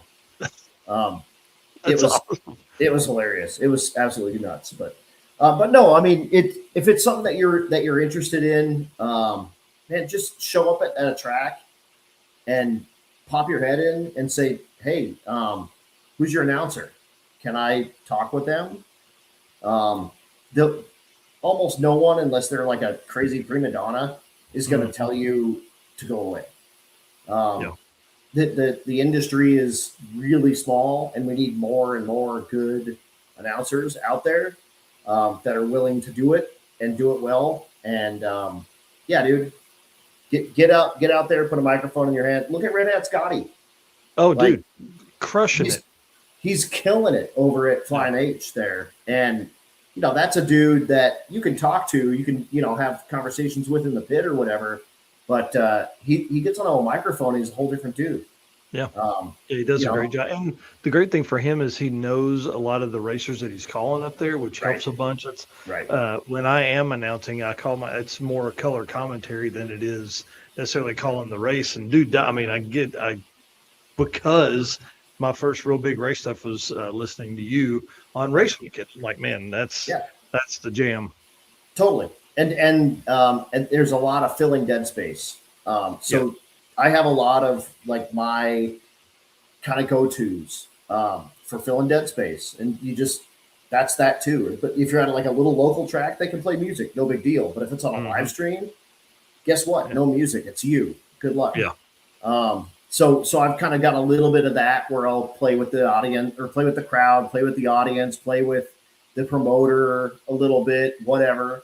Or talk about the racetrack, talk about, you know, you're going to see tractors. What are they doing? Mm-hmm. You know, you're going to see all different parts of the racetrack. What is it? What is it doing? What, you know, you got to both appeal to the guy that's been racing for 40 years and his wife that's never been to a race ever. Yeah. You got to entertain both of them. Yeah. Yeah. So if you can bring it kind of all together where they both go, okay, at certain different points, then you're doing something. Well, I always like to think of it. I'm giving the guy that knows what's going on. He can tell his buddy, oh yeah, well, what he's talking about here is, you know, right. Some more detail. How fun. Yep. Eric, what else we got? Anything? I think we covered everything that we had in the notes. Dude, a 2-hour show. You guys are killing it. Hey, listen, we try and really set that thing. Brian kind of gets on my ass if it's more than 2 hours. Hey, so, whatever. That's the way it goes, though. You know? Oh, Ethan's. What are you guys bringing? What are you guys bringing? The Nova? What do you guys got coming up? Yeah, that guy. Sure. I need to have him on. They've been on before, obviously, but we need to have them on for sure as we lean into well, and dude, they've been doing some really cool stuff down there at Concho Valley. Yep. All of the Densmans have worked every single spot at that racetrack. Oh, so how cool. They can work in the burnout box. They can work at the starting line. They can announce. They can run the computers. That's awesome. It's pretty impressive what they've done down there, and the Densmans have been like a part of it. They have soaked themselves into that community, so they're G's, man. They're absolute G's, and now they're doing their own drag and drive, which is even better. On top of it, dude. I mean, let's go. Wild West Dragon Dash. I'm going to jump over to dragdriverepeat.com/event list-2026 here and see when their event is. He is bringing the slow ass Nova, but it's cool. It's a 4-door early Chevy 2. They can jam all the kids in it. It's a good deal. October 21st through 24th. Yeah. Concho Valley Drag Week. They're in San Angelo. Texas? San Angelo, Texas. San Angelo, Texas. And the whole thing's West Texas, all 8th mile. And man, just, yes, very, very cool event. Very, very cool family. Their first event went off without a hitch, of like 100 cars. And they pulled a stopper out this year. I think they're allowing 300. Wow. I don't know if they've sold the thing out yet or not, but it is going to be absolutely crazy. Yeah, and, that's incredible. And it was the best part with that too was a lot like kind of Montana and different areas that have not had a drag and drive. 4 spots left, says Porsche. Holy jeez. The it was maybe 80% rookies in that first year. Cool. Yes. And dude, every single one of them, like, I mean, 80 of 100 were like, that is the most fun. I can't believe we haven't done that. Like, they're the Blakeleys won their what I can't remember, it's their Spirit of Award. I can't remember what they called it. And Paul and Lisa Blakely, Paul it bought a bracket car, 67 Camaro. And it's, dude, I mean, tin floors, tin doors, Lexan, and Paul's maybe mid 70s. Oh, wow. And Lisa's probably young 70s. Lisa had gotten into a car accident and couldn't ride with Paul. And they said, we don't care. You can, as a not like support vehicle, but ride in your, comfortable car while your 75-year-old husband drives this old piece of shit for 800 miles. And they were like wiring it. She was wiring it the very last day. They finished. And he said, man, I've been racing my whole life. And this is something totally different. And that's like, man, the feel at the end of that event was like the first race week. Like all of these newbies that just figured it out. And they're going to be back with all their friends. That event 4 spots left. Yeah, that event is not to be missed. And I have never had more parking lot parties. That I don't know what happened, what happened with it, or that place lays it down when it comes to parking lot parties. It was cool. That's a don't miss. So with 4 spots left, pick those up 100%. Yeah, like you need to get on there right now. Wild West Dragon Dash on Facebook, or I believe they got a website as well. Yeah. Ethan says loads of new people this year as well. So I guarantee it. That's awesome. Yep. Yeah, just being in that area, it's kind of in a vacuum. They haven't really had that. WildWestDragonDash.com. Yep, they haven't really had that opportunity, and once they did, 98% return rate. Yeah, dude. Bro, that's insane. That tells you insane. everything you need to know right there. Wow. Cool event, very, very good times, cool people, cool tracks. Hobbs Airfield racetrack is freaking crazy. New Mexico.